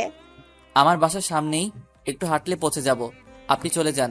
আর চাচা এই নিন রিক্সা ভাড়া। আরে ভাড়া দিতে হবে না, আমি দিয়ে দেব। না, আপনি মেয়ে মানুষ হয়ে একজন পুরুষের ভাড়া দিবেন, এটা কেমন দেখায়? একটা মুচকি হাসি দিয়ে চলে গেলেন। আমিও আর দাঁড়িয়ে না থেকে সোজা বাসায় চলে আসলাম। বাসায় এসে হাত মুখ ধুয়ে দুপুরের খাবার খেয়ে নিলাম। সন্ধ্যাবেলা জান্নাতকে পড়ানোর জন্য ওর বাসায় চলে এলাম। জান্নাতের রুমের দরজা খুলে ভিতরে ঢুকে দেখি জান্নাত রুমে নেই, হয়তো ওয়াশরুমে আছে। এটা ভেবে আমি রুমের ভিতরে ঢুকে পড়লাম। সাথে সাথে রুমের দরজা ঠাস করে বন্ধ হয়ে গেল। পিছনে তাকাতেই কে যেন আমার হাত টেনে ধরে দরজার সাথে চেপে ধরলো। সে আর কেউ না, জান্নাত। এই কি করছো? ছাড়ো আমায়। কেন এখন ছাড়বো কেন? অন্যদের সাথে তো ভালোই ঘেঁষাঘেঁষি করতে পারেন। মানে আমি আবার কি করলাম? এখন সাধু সাজা হচ্ছে, তাই না? আরে কি আবল তাবল বকছো? আমি করেছিটা কি সেটা তো বলবা নাকি? কেন, গতকাল যে নীলা ম্যাডামের সাথে এক রিকশায় বাসায় গেলেন মনে নেই? খুব মজা হয়েছিল গতকাল, তাই না? এই রে, জান্নাত এসব জানলো কি করে? তাহলে কি নীলা ম্যাডামের রিক্সায় ওঠার সময় জান্নাত আমাকে দেখে ফেলেছিল? না মানে আসলে আমি তো... হ্যাঁ, এখন এটাই তো বলবেন যে আমি ইচ্ছে করে রিকশায় উঠিনি, উনি জোর করে আমায় তুলেছেন, তাই তো? তার মানে তুমি সব দেখেছো, আর আমার কি দোষ বলো? উনি তো আমায়... চুপ করেন, লজ্জা করে না নিজের বয়সে বড় মেয়েদের সাথে লুতুপুতু করতে? তুমি কিন্তু বেশি করে ফেলছো। ছাত্রী হয়ে স্যারকে ধমক দিচ্ছ, আর আমি ওনার সাথে লুতুপুতু কেন করব? হ্যাঁ, 100 বার ধমক দিব, কি করবেন আপনি? হ্যাঁ, আর আপনাকে আমার ভালো করে চেনা আছে। শোনেন, আগেও একবার মাফ করেছি, বাট এখন কোনো মাফ নেই। আমার কথা যেহেতু অমান্য করেছেন, তাহলে এর শাস্তি আপনাকে পেতেই হবে। এই আমি তোমার এমন কি ক্ষতি করেছি সব সময় আমার পিছনে পড়ে থাকো? আমি কি ওনার সাথে ইচ্ছাকৃতভাবে কখনো কথা বলতেছি বলো? এত কিছুর উত্তর আমি দিতে পারবো না। এখন আপনাকে আমার কথা অমান্য করার জন্য শাস্তি পেতে হবে। কি শাস্তি? বেশি কিছু না, শুধু আমায় একবার জড়িয়ে ধরবেন আর 5 মিনিট কিস করবে। কি পাগল নাকি তুমি? হ্যাঁ, স্যারকে এইসব কিভাবে? ছি ছি, আমার বলতেও লজ্জা করছে। চিন্তা করবেন না, বিয়ের পর আপনার সব লজ্জা ভেঙে দিব। এখন যা যা বলেছে তা করেন। অসম্ভব, আমি এইসব কিছুতেই করব না। আর আমি আজকে আঙ্কেলকে তোমার বিষয় সব বলে দিব, তারপর তোমাকে পড়ানো বাদ দিয়ে দিব। সাথে সাথে আমার কলারটা চেপে ধরে আমার মুখের কাছে ওর মুখ নিয়ে আসলো আর বলল, এইসবের কিছু করলে খুন করে ফেলবো কিন্তু। আর আমি যা বলেছি এখন যদি তা না করেন, তাহলে আমি চিৎকার করে ভাইয়াকে ডাকবো। তারপর ভাইয়া এসে আপনার কি হাল করবে ভাবতেও পারবেন না। ওর কথা শুনে ভয় ঢোক গিলতে লাগলাম। কি করব না ভেবে পাচ্ছি না। আমাকে ছেড়ে দাও প্লিজ, আমি তো তোমার কোনো ক্ষতি করিনি, তাহলে কেন আমার সাথে এমন করছো? মা বাবার একটা মাত্র সন্তান আমি, আমার কিছু হয়ে গেলে ওরা কাকে নিয়ে বাঁচবে বলো? প্লিজ আমায় শেষবারের মতো মাফ করে দাও, আর আমায় ছেড়ে দাও প্লিজ। ছেড়ে দিলে তো হবে না সোনা, অপরাধ যেহেতু করেছো এর শাস্তি তো পেতেই হবে, তাই না? আমাদের মধ্যে শুধু স্যার ছাত্রীর সম্পর্ক, এছাড়া আর কিছু না। আমাদের মধ্যে ওইসব হবে না, এটা ঠিক না। কেন বুঝতেছো না তুমি? আমি এত কিছু বুঝতে চাই না, আপনি আমার দেওয়া শাস্তিটা পূরণ করবেন কি না বলেন। আর তুমি কেন বুঝতে পারছো না? ওই, তুই কিস করবি নাকি আমি কিছু করব? করব না, যা করার করো। ওকে। বলে আমার শার্টের কলার চেপে ধরে আমার ঠোঁটের সাথে তার ঠোঁট এক করে দিল। নিজেকে ছাড়ানোর অনেক চেষ্টা করছি, কিন্তু ওর শক্তির সাথে আমি কিছুতেই পেরে উঠতে পারছি না। এদিকে আমার ঠোঁটের উপর অত্যাচারটা আরো বেড়ে গেল। আমার ঠোঁটগুলোতে জান্নাত বারবার কামড় দিচ্ছে। যত নড়াচড়া করছি ততই জোরে কামড় মারছে। কিছুক্ষণ পর জান্নাত আমার ডান হাতটা নিয়ে ওর কোমরে চেপে ধরলো। সাথে সাথে আমি নিজের হাতটা ছাড়িয়ে নিলাম আর জান্নাতকে জোরে একটা ধাক্কা মেরে দূরে ফেলে দিলাম। ধাক্কার তাল সামলাতে না পেরে জান্নাত মেঝেতে পড়ে গেল আর ব্যথার চোটে আহ বলে চিৎকার দিয়ে উঠল। কিছুক্ষণ পরেই কারো জুতার আওয়াজ শুনে বুঝতে পারলাম কেউ একজন উপরে আসছে। এর কয়েক সেকেন্ড পর কে যেন রুমের বাহির থেকে দরজায় টুকা দিল আর বলল, বোন, কি হয়েছে? তোর চিৎকার দিলি কেন?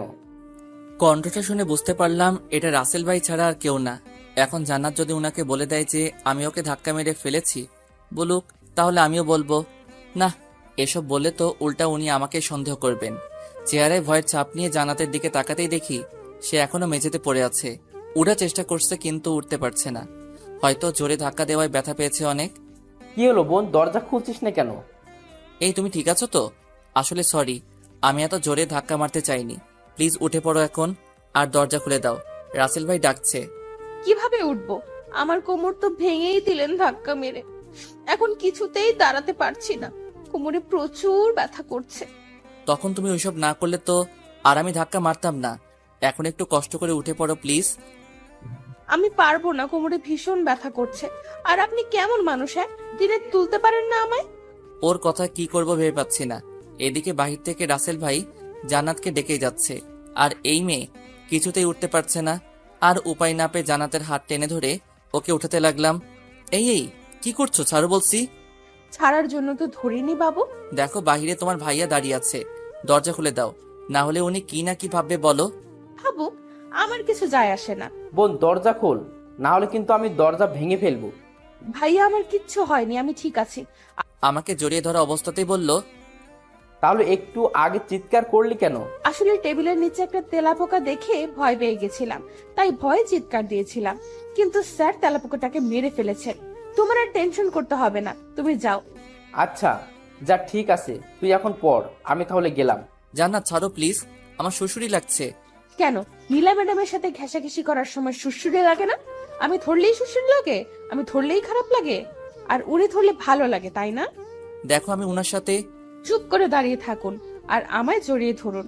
এমনিতেই ঠিকমতো কিস করতে দেননি, এখন বেশি কথা বললে এমন জায়গায় মরবো যে জীবনেও বাবা ডাক শুনতে পারবেন না। ওর কথায় ভয় পেয়ে আর কোনো কথা বললাম না। সত্যি মেরে দিতে পারে যেভাবে রেগে।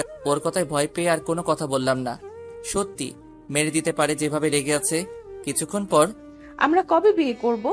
মাথা উপরে তুলে আমার দিকে তাকিয়ে ওর কথা শুনে একটু কাশতে লাগলাম। মেয়ে বলে কি মাথা পুড়ে গেছে মনে হয়। কি হলো, চুপ করে আছো কেন, বলো। আমায় ছাড়ো, আমার একটু কাজ আছে, যেতে হবে। হুম, আর একটু থাকি না। আজকের পড়াগুলো রাতে আরেকবার দেখবা, কাল এসে ওইগুলো পড়া নিব। আজ তাহলে আমি আসি। জান্নাতকে ছাড়িয়ে কথাগুলো বলে চলে আসতে যাব, এমন সময় পিছন থেকে জান্নাত আমায় দাঁড়াতে বলল। আবার কি? কাল ভার্সিটি শেষে আমার জন্য একটু ওয়েট করিয়েন, আপনাকে নিয়ে একটা জায়গায় যাব। পারবো না, আর এমনিতেও কাল আমার একটা জরুরি কাজ আছে, সেটা শেষ করতে হবে। না গেলে আমি ভাইয়াকে বলে আপনাকে আমার সাথে নিয়ে যাব, সমস্যা নেই। কিছু না বলে দরজা খুলে ওর রুম থেকে বেরিয়ে আসলাম। নিচে এসে দেখি রাসেল ভাই বাগানে বসে আছেন। আমাকে দেখি কিছুক্ষণ আমার দিকে তাকিয়ে থেকে আমায় ডাক দিলেন। ভয়ে হার্টবিট বাড়তে শুরু করলো। উনি আমায় ডাকছেন কেন? ধীরে ধীরে ওনার সামনে গিয়ে দাঁড়ালাম। জি ভাইয়া বলেন। আপনার ঠোঁটে রক্ত কেন স্যার? কোথায় রক্ত? বলে ঠোঁটে হাত দিয়ে দেখি আঙ্গুলে একটু রক্ত লেগে গেছে। ও তার মানে জান্নাত তখন কামড়িয়ে রক্ত বের করে ফেলেছে। ও, এটা আসলে নিচে নামার সময় দেয়ালের সাথে ঠোঁট লেগে হয়তো কেটে গেছে। কিন্তু দেখে তো মনে হচ্ছে কেউ কামড় মেরেছে। এই রে, এখন কি বলবো ভাবতেছি। এমন সময় উপরের দিকে তাকাতেই দেখি জান্নাত ও রুমের বারান্দায় দাঁড়িয়ে আমার দিকে দুষ্টু হাসি হাসছে। ওর হাসি দেখে গা জ্বলা শুরু করেছে। ওর জন্যই এখন রাসেল ভাইয়ের কাছে আমায় ধরা পড়তে হয়েছে। কি হলো স্যার, কিছু ভাবছেন নাকি? না কিছু না, তাড়াহুড়ো করে সিঁড়ি বেয়ে নামতে গিয়ে দেয়ালের সাথে ঠোঁট লেগে যায়, আর হালকা দাঁতও লেগে গেছিল, তাই হয়তো এমন হয়েছে। ও আচ্ছা। জি আচ্ছা, তাহলে আমি আজ আসি। তারপর ওদের বাসা থেকে বের হয়ে সোজা বাসায় চলে আসলাম। বাসায় ঢোকার সময় হাত দিয়ে মুখটা ঢেকে রুমে চলে এলাম, না হলে ঠোঁটের বিষয়টা আম্মুর চোখে পড়লে বাঁচা যাবে না। রুমে এসে আয়নার দিকে তাকিয়ে ঠোঁটগুলো দেখে খুব রাগ হতে লাগলো জান্নাতের উপর। কামড়িয়ে একদম ঠোঁটের অবস্থা কাহিল করে ফেলছে। রাতের বেলা খাবারের আগে ঠোঁটগুলো ড্রেসিং করে খাবার খেতে গেলাম। চুপচাপ খেয়ে দিয়ে আবার রুমে চলে এলাম। রুমে এসে ফেবো আইডিটা অ্যাক্টিভেট করে কিছুক্ষণ নিউজ ফিড ঘোরাঘুরি করে মোবাইলটা রেখে ঘুমিয়ে পড়লাম। পরের দিন সকালবেলা ঘুম থেকে উঠে ফ্রেশ হয়ে হালকা নাস্তা করে ভার্সিটিতে চলে এলাম। ক্লাসে জান্নাত আজ তেমন দুষ্টুমি করেনি, এতে ক্লাস করাতে ভালোই লাগলো। এইভাবে একে একে প্রত্যেকটা ক্লাস করিয়ে শেষ হলে ভার্সিটি ছুটি হয়ে গেল। ভার্সিটি গেট দিয়ে বের হতে যাব, এমন সময় পিছন থেকে যেন বলল, স্যার একটু দাঁড়ান। পিছনে ফিরে দেখি সে আর কেউ না, জান্নাত। কখন থেকে ডাকছি, শুনতে পান না? কেন ডাকছো?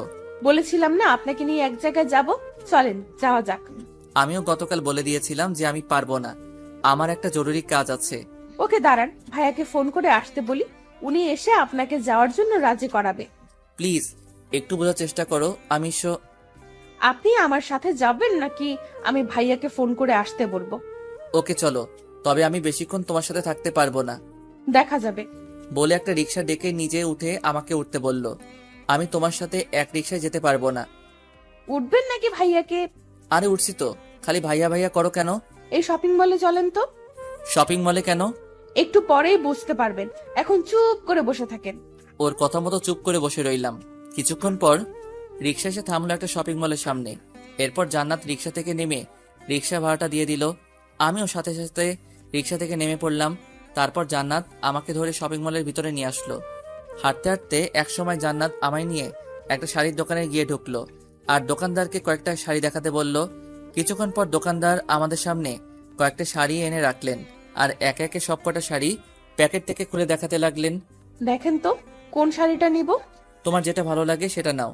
আমায় জিজ্ঞেস করছো কেন? উফ, আপনিও না, আপনার পছন্দ করা শাড়ি ছাড়া আমি কি কোনোদিনও অন্য কোনো শাড়ি পরেছি? তো আমি তো অবাক। মেয়ে বলে কি আমার পছন্দ করা শাড়ি না ছাড়া নাকি সে কোনোদিন শাড়ি পরেনি, কিন্তু এই মেয়েকে তো এইসব ছোট ছোট ড্রেস না ছাড়া আমি কোনোদিন দেখেছি বলে মনে হয় না। স্যার, ম্যাডাম যখন বলেছেন তাহলে একটা শাড়ি পছন্দ করে দিন না। তাছাড়া আপনারই তো ওয়াইফ, বাইরের কেউ নাকি যে পছন্দ করে দেওয়া যাবে না? দোকানদার আমাকে উদ্দেশ্য করে বলল কথাগুলো। লোকটার কথা শুনে কি বলবো কিছুই বুঝতে পারছি না। জান্নাতের দিকে তাকিয়ে দেখি ও আমার দিকে তাকিয়ে মুচকি মুচকি হাসি হাসছে। এই মেয়ে তো দেখি আচ্ছা বদমাইশ। লোকটা আমাকে ওর স্বামী বানিয়ে ফেললো আর সে কিছুই বলছে না, উল্টা হাসছে। কি হলো, এত কি ভাবছেন? একটা শাড়ি পছন্দ করে দিন না।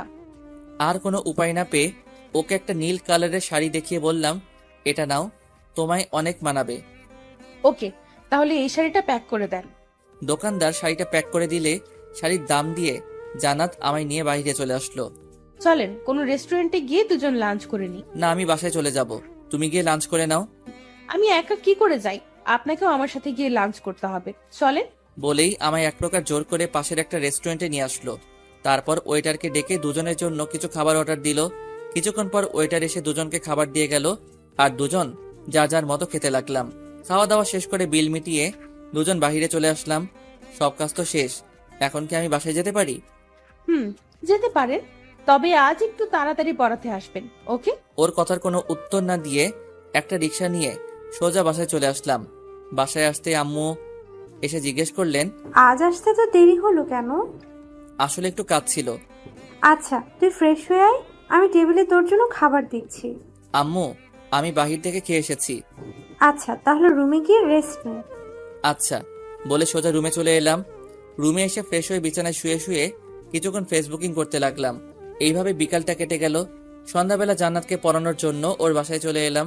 জান্নাতের রুমের কাছে এসে দরজাটা খুলে ভিতরে ঢুকে সামনে তাকাতেই আমি অবাক, কারণ সামনে জান্নাত শাড়ি পরা অবস্থায় দাঁড়িয়ে আছে। শাড়িতে ওকে ভীষণ সুন্দর লাগছে। কেন জানি ওর থেকে চোখ ফেরাতেই পারছি না। এক পলকে ওর দিকে তাকিয়ে আছি।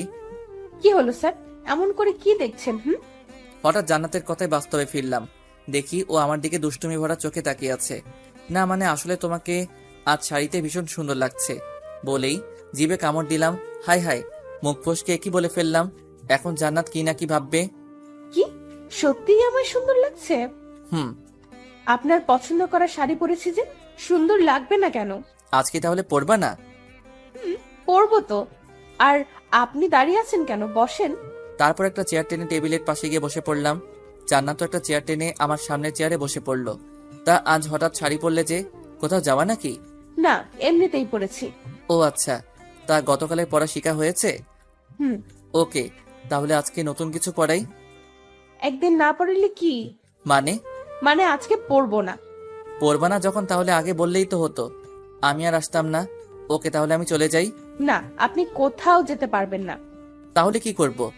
বসা থেকে উঠে এসেই আমার কোলে বসে পড়লো আর বলল, কেন আমার সাথে আজ গল্প করবেন? এটা কেমন অসভ্যতা?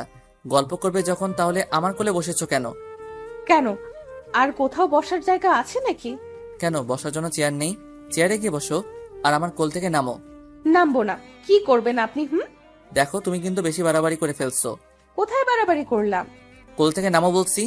কেন, আমায় আপনার ভালো লাগে না? দেখো, তুমি আমার ছাত্রী, আমি কখনো তোমায় ওই নজরে দেখিনি। তো কি হয়েছে, এখন থেকে দেখবেন। বলেই আমার ডান হাতটা নিয়ে ওর কোমরের মধ্যে চেপে ধরলো। এবার রাগটা আর ধরে রাখতে পারলাম না। জান্নাতকে কোল থেকে উঠিয়ে ওর গালে ঠাস করে একটা চড় মেরে দিলাম। চড় খেয়ে জান্নাত গালে হাত দিয়ে আমার দিকে ছলছল চোখে তাকিয়ে রইল।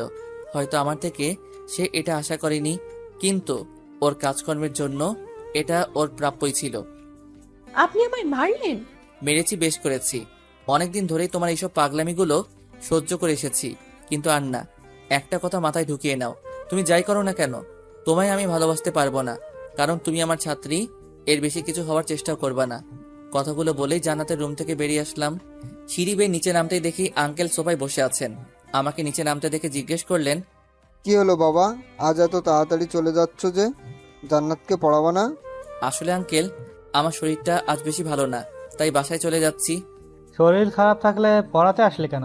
ফোন করে বলে দিতেই পারতে যে আজ পড়াতে আসবে না। না মানে এদিক দিয়ে যাচ্ছিলাম, তাই ভাবলাম আর ফোন করার কি দরকার, বাসায় এসেই বলে যাই। আচ্ছা, তাহলে তুমি বাসায় যাও আর গিয়ে রেস্ট নাও। আচ্ছা, তাহলে আমি আজ আসি। তারপর জান্নাতের বাসা থেকে বের হয়ে সোজা আমাদের বাসায় চলে আসলাম। রুমে এসে বিছানায় বসে ভাবছি, জান্নাতকে চর মেরে কি ঠিক করলাম? যদি ও আমার নামে ওর ভাইয়ের কাছে বিচার দিয়ে বসে, তাহলে আমার কি হবে? দূর, যা হবার হবে। এত ভয় পেলে চলবে না। আর চরটা ওর প্রাপ্যই ছিল। দিন দিন ওর পাগলামিগুলো না হলে আরো বেড়ে যাবে। পারলে ওকে পড়ানোয় ছেড়ে দিব। ওই দিনের মতো রাতের খাবারটা খেয়ে রুমে এসে ঘুমিয়ে পড়লাম।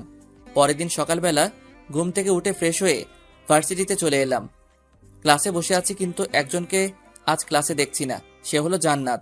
মেয়েটা হয়তো আজ ভার্সিটিতে আসেনি। কেন আসেনি এটাও আজ করতে পেরেছি। হয়তো গতকাল চরমারায় আজ রাগ করে ভার্সিটিতে আসেনি। না আসলে নাই, তাতে আমার কি। একের পর এক ক্লাস করাতে লাগলাম, কিন্তু আজ কিছুই ভালো লাগছে না। বারবার শুধু জান্নাতের দুষ্টুমিগুলো চোখের সামনে ভেসে উঠছে। ভার্সিটি ছুটি হলে বাসায় চলে আসলাম। রুমে এসে ফ্রেশ হয়ে খাওয়া দাওয়া করে রুমে এসে কিছুক্ষণ ঘুমিয়ে পড়লাম। বিকেলবেলা ঘুম থেকে উঠে মসজিদে গিয়ে নামাজ পড়ে কিছুক্ষণ বাইরে হাঁটাহাঁটি করে বন্ধুদের আড্ডায় চলে আসলাম। আজকে জান্নাতকে পড়াতে যাব না, তাই বন্ধুদের আড্ডায় এসে ওদের সাথে কিছুক্ষণ জমি আড্ডা দিলাম। অনেক দিন পর ওদের সাথে দেখা, তাই সহজে ছাড়তে চাইনি। অবশেষে অনেক জোরাজোরি করে ওদের থেকে বিদায় নিয়ে বাসায় চলে আসলাম। এইভাবে দিনটা কেটে গেল। পরের দিন ভার্সিটিতে গিয়ে ক্লাসে বসে আছি, কিন্তু জান্নাতকে আজও ক্লাসে দেখতে না পেয়ে কেন যেন মনটা খারাপ হয়ে গেল। গেলাম, একে একে সব ক্লাস শেষ হলে ভার্সিটিও ছুটি হয়ে গেল। ক্লাস থেকে বের হতে যাব, এমন সময় দেখি নীলা ম্যাডাম ভার্সিটির বারান্দায় দাঁড়িয়ে আছেন। মনে হয় কারো জন্য ওয়েট করছেন। আমি সেদিকে না তাকিয়ে চলে আসতে যাব, এমন সময় নীলা ম্যাডাম আমায় দেখতে পেয়ে ডাক দিয়ে দাঁড়াতে বললেন। এরপর আমার সামনে এসে দাঁড়িয়ে বললেন, চলো, তোমার সাথে আমার কিছু কথা আছে। বলেই আমার হাত ধরে ভার্সিটির পিছনে নিয়ে আসলেন। ভার্সিটির পিছনে এসে আমার সামনে দাঁড়িয়ে আমায় একটা ফুল দিয়ে উনি হুট করে প্রপোজ করে বসলেন। ওনার এমন কাজে আমি অনেকটা চমকে উঠলাম। কি বলবো ভেবে পাচ্ছি না। চুপ করে থাকলে হবে না, আমার প্রপোজের উত্তর চাই। মাফ করবেন প্লিজ, কারণ আমার আব্বু অনেক আগে থেকেই একজনের সাথে আমার বিয়ে ঠিক করে রেখেছেন। কার সাথে? নাম কি ওই মেয়েটার? এইসবের কিছুই আমি জানি না, শুধু এটাই জানি আব্বু ওনার এক বন্ধুর মেয়ের সাথে অনেক আগে থেকেই আমার বিয়ে ঠিক করে রেখেছেন। আমি সত্যি তোমায় ভালোবেসে ফেলেছি। প্লিজ তুমি আমায় বিয়ে করে নাও, কথা দিচ্ছি কখনো তোমায় কষ্ট দিব না। সরি, আমি আমার আব্বুর অমতে আপনাকে বিয়ে করতে পারবো না। আর তাছাড়াও বয়সে আপনি আমার অনেক বড় হবেন। আপনাকে কিভাবে আমি বিয়ে করি বলেন? বয়সে বড় বলে কি আমায় বিয়ে করা যাবে না? তা নয়, কিন্তু আব্বু যে একজনের সাথে আমার বিয়ে ঠিক করে রেখেছেন, তার কি হবে? ওকে ফাইন, তোমার আব্বু যদি বলেন তাহলে তুমি আমায় বিয়ে করবে তো? সেটা কখনো হবে না ম্যাডাম, শুধু শুধু কষ্ট পাবেন না প্লিজ। আমি যাই, আমার একটু কাজ আছে। বলেই ওনার সামনে থেকে চলে আসলাম। তারপর একটা রিক্সা নিয়ে সোজা বাসায় চলে আসলাম। বাসায় এসে ফ্রেশ হয়ে খাওয়া দাওয়া করে রুমে এসে ভাবতে লাগলাম নীলা ম্যাডামের ঘটনাটা। উনি যে আমায় এইভাবে প্রপোজ করে বসবেন আর বিয়ের কথা বলে উঠবেন, তা ভাবতেও পারিনি। বিষয়টা নিয়ে যত ভাবছি তত মাথা ব্যথা বেড়ে যাচ্ছে। এইভাবে বিকালটা কোনো রকমে কেটে গেল। ভাবলাম আজ জান্নাতকে পড়াতে চাই, তাই রেডি হয়ে জান্নাতদের বাসায় চলে আসলাম। ওদের বাসায় এসে দেখি আঙ্কেল আর রাসেল ভাই সোফায় বসে আছেন আর কি নিয়ে যেন কথা বলছেন। আমাকে দেখেই আঙ্কেল আমায় ডাক দিলেন। জি আঙ্কেল, কিছু বলবেন? বাবা কি আর বলবো, আমার মেয়েটা যে কি হয়েছে ভেবেই পাচ্ছি না। যে মেয়ে সবসময় হাসি খুশি থাকতো আর দুষ্টুমি করে ঘর মাতিয়ে রাখতো, সে আজ নীরব প্রকৃতি হলো কি করে, এটা নিয়ে খুব চিন্তায় আছি। মানে কিছু বুঝলাম না আঙ্কেল। এই কয়েকদিন ধরে জান্নাত সবসময় ঘরের দরজা লাগিয়ে বসে থাকে, খাবারের সময় ডাক দিলে খাবার খায় না, কারোর সাথে তেমন কথা বলে না। সেই গতকাল রাতে হালকা কিছু খাবার খেয়েছে, আর আজকে সারাদিন ধরে কিছুই খায়নি। ওর হঠাৎ এমন পরিবর্তন হওয়ার কারণ কি আমি ঠিক বুঝে উঠতে পারছি না। আব্বু, নিশ্চয়ই জান্নাতের সাথে কেউ খারাপ বিহেভ করেছে, না হলে ওকে কোনোভাবে কষ্ট দিয়েছে। একবার শুধু ওই শালাকে পাই, একেবারে মাটিতে গেড়ে ফেলবো। ওনার কথায় হালকা ভয় পেলেও তৎক্ষণাৎ নিজেকে সামলে নিয়ে বললাম, আপনি চিন্তা করবেন না আঙ্কেল, আমি দেখছি ওর কি হয়েছে। আর কিছুক্ষণ পর কাউকে দিয়ে ওর রুমে খাবার পাঠিয়ে দিয়েন, আমি ওকে খাওয়ানোর ব্যবস্থা করছি। কথাগুলো বলে সোজা জান্নাতের রুমের কাছে চলে এলাম। এসে দেখি ভিতর থেকে রুমের দরজা লাগানো, তাই দরজায় একটা টুকা দিলাম। কোনো রেসপন্স না পেয়ে আবার জোরে একটা টুকা দিলাম। কতবার বলবো আমি খাবো না, তারপরও কেন বারবার এসে বিরক্ত করছো? জান্নাত দরজা খুলো, আমি তোমার স্যার। কেন এসেছেন আপনি? চলে যান এখান থেকে। ওকে চলে যাব, তার আগে একবার দরজা খুলো, তোমার সাথে আমার কিছু কথা আছে। খুলবো না, আর আপনার সাথে আমি কোনো কথা বলতে চাই না। প্লিজ চলে যান এখান থেকে। ওকে, তাহলে আমি গেলাম নীলা ম্যাডামের কাছে। জানো, উনি আজ আমায় ভার্সিটিতে প্রপোজ করেছেন। ভাবছি ওনার প্রপোজালটা অ্যাকসেপ্ট করে নিব। কথাগুলো বলে জান্নাতের রুমের সামনে দাঁড়িয়ে রইলাম। কিছুক্ষণ পর জান্নাত দরজা খুলে দেখলো আমি ওর সামনেই দাঁড়িয়ে আছি। কিছু না বলে বিছানায় গিয়ে শুয়ে পড়লো। আমিও ভিতরে ঢুকে ওর বিছানার পাশে একটা চেয়ার টেনে বসে পড়লাম। সরি, আসলে ওই দিন তোমায় ইচ্ছা করে চড় মারতে চাইনি, রাগের মাথায় চড়টা মেরে ফেলেছিলাম। এখনো রেগে আছো আমার উপর? আচ্ছা, এই দেখো আমি কান ধরলাম, আর কখনো তোমায় মারবো না, প্রমিস। আরে বাবা, সরি বললাম তো। আর তুমি নাকি সকাল থেকে কিছুই খাও নাই, এটা কি সত্যি? কেন খাও নাই? আমার ইচ্ছা, আমি খাবো না, তাতে আপনার কি? ঠিকই তো, তুমি না খেলে আমার কি। ওকে, তাহলে আমি আর থেকে কি করব, চলে যাই নাকি? শোয়া থেকে উঠে আমার দিকে তাকালো আর বলল, আমায় কষ্ট দিতে আপনার ভালো লাগে, তাই না? ওর চেহারা দেখে যেন ওকে চিনতেই পারছি না। এই 2 দিনে মেয়েটা এত শুকিয়ে গেছে, কি আর বলবো। আর চোখের নিচে হালকা কালিও জমে গেছে, আর চোখ দুটো লাল হয়ে আছে। মনে হয় এই 2টা দিন শুধু এক নাগাড়ে কেঁদেই পার করেছে। এ কি, তোমার চেহারার এই অবস্থা কেন? 2 দিনে কতটা শুকিয়ে গেছো, আর ঠিক মতো খাওয়া দাওয়া করো না কেন? হ্যাঁ, কিছু বলতে যাবে এমন সময় একটা মহিলা এসে টেবিলে খাবার রেখে গেল, আর যাওয়ার সময় বলে গেল, মামনি খাবারটা খেয়ে নিও। যাও, এখন হাত মুখ ধুয়ে এসে খাবার খেয়ে নাও। খাবো না। দেখো, পাগলামি করো না প্লিজ, খেয়ে নাও। বললাম তো খাবো না। বুঝেছি, এখন আমায় কি করতে হবে। বসা থেকে উঠে ওয়াশরুমে গিয়ে হাতটা ধুয়ে আবার ওর পাশে এসে বসে পড়লাম, আর প্লেট থেকে এক লোকমা খাবার নিয়ে ওর মুখের সামনে ধরে বললাম, হা করো, আমি তোমায় খাইয়ে দিচ্ছি। আমার খিদে নেই। চুপ, আর একটা কথা বলবা না। খেতে বলছি না, হা করো। ধমক শুনে ভয়ে ভয়ে হা করে ফেললো। আমিও ওকে এই সুযোগে খাবার খাইতে দিতে লাগলাম। একদম বাচ্চাদের মতো মুখ ফুলিয়ে খাচ্ছে, দেখে মনেই হবে না যে এই মেয়ে ভার্সিটিতে পড়ে। ওকে খাওয়ানো শেষ করে হাত ধুয়ে এসে ওকে জিজ্ঞেস করলাম, আজ কি পড়বা? বুঝেছি হয়তো পড়বে না। আচ্ছা, তাহলে আমি যাই। আর হ্যাঁ, কাল কিন্তু ভার্সিটিতে যাবা। 2 দিন ধরে তো যাওয়া হচ্ছে না। নীলা ম্যাডাম কি সত্যি আপনাকে প্রপোজ করেছে? আরে না, তখন দরজা খোলার জন্য কথাটা বলেছিলাম। ও, আচ্ছা, তাহলে আমি যাই। আর কাল ভার্সিটিতে আসবা কিন্তু, বলেই ওর রুম থেকে বেরিয়ে আসলাম। নিচে আসতেই আঙ্কেল আমায় দেখে বললেন, জান্নাত খাবার খেয়েছে? জি আঙ্কেল, খেয়েছে। আর আজ নাকি ও পড়বে না, তাই বাসায় চলে যাচ্ছি। যাক, মেয়েটা খাবার খেয়েছে তাহলে। আচ্ছা বাবা, তুমি যাও, আর কালকে পড়াতে আসবে কিন্তু। আচ্ছা আঙ্কেল। তারপর জান্নাতের বাসা থেকে বের হয়ে আমাদের বাসায় চলে এলাম। বাসায় এসে নিজের রুমে যাওয়ার সময় ড্রয়িং রুমে চোখ পড়তে কিছুটা অবাক হলাম, কারণ ড্রয়িং রুমে নীলা ম্যাডাম বসে আছেন, আর ওনার সাথে একজন ভদ্রলোক আর মহিলাও আছেন। হয়তো ওনার মা বাবা হবে। ওদের সাথে আব্বু বসে আছেন আর কি যেন কথা বলছেন। আমি ড্রয়িং রুমে ঢুকতেই নীলা ম্যাডাম আর ওনার সাথে আসা মহিলা আর লোকটা উঠে চলে যেতে লাগলেন। যাওয়ার সময় নীলা ম্যাডাম আমার দিকে তাকিয়ে মন মরা একটা হাসি দিয়ে চলে গেলেন। কিছু বুঝতে না পেরে আমি আব্বুর দিকে প্রশ্নবোধক দৃষ্টিতে তাকিয়ে জিজ্ঞেস করলাম, ওরা এইখানে কেন এসেছিল?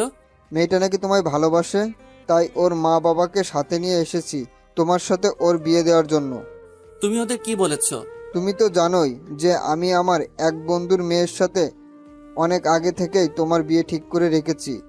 ওদেরকে বুঝিয়ে বলেছি বিষয়টা, ওরাও বুঝে গেছে, তাই আর কোনো কথা বলিনি। তা তোমার এই বন্ধুটা কে আব্বু? কখনো তো দেখলাম না ওনাকে। সময় হলে দেখতে পারবা, এখন তোমার রুমে যাও। আর কিছু না বলে সোজা নিজের রুমে চলে এলাম।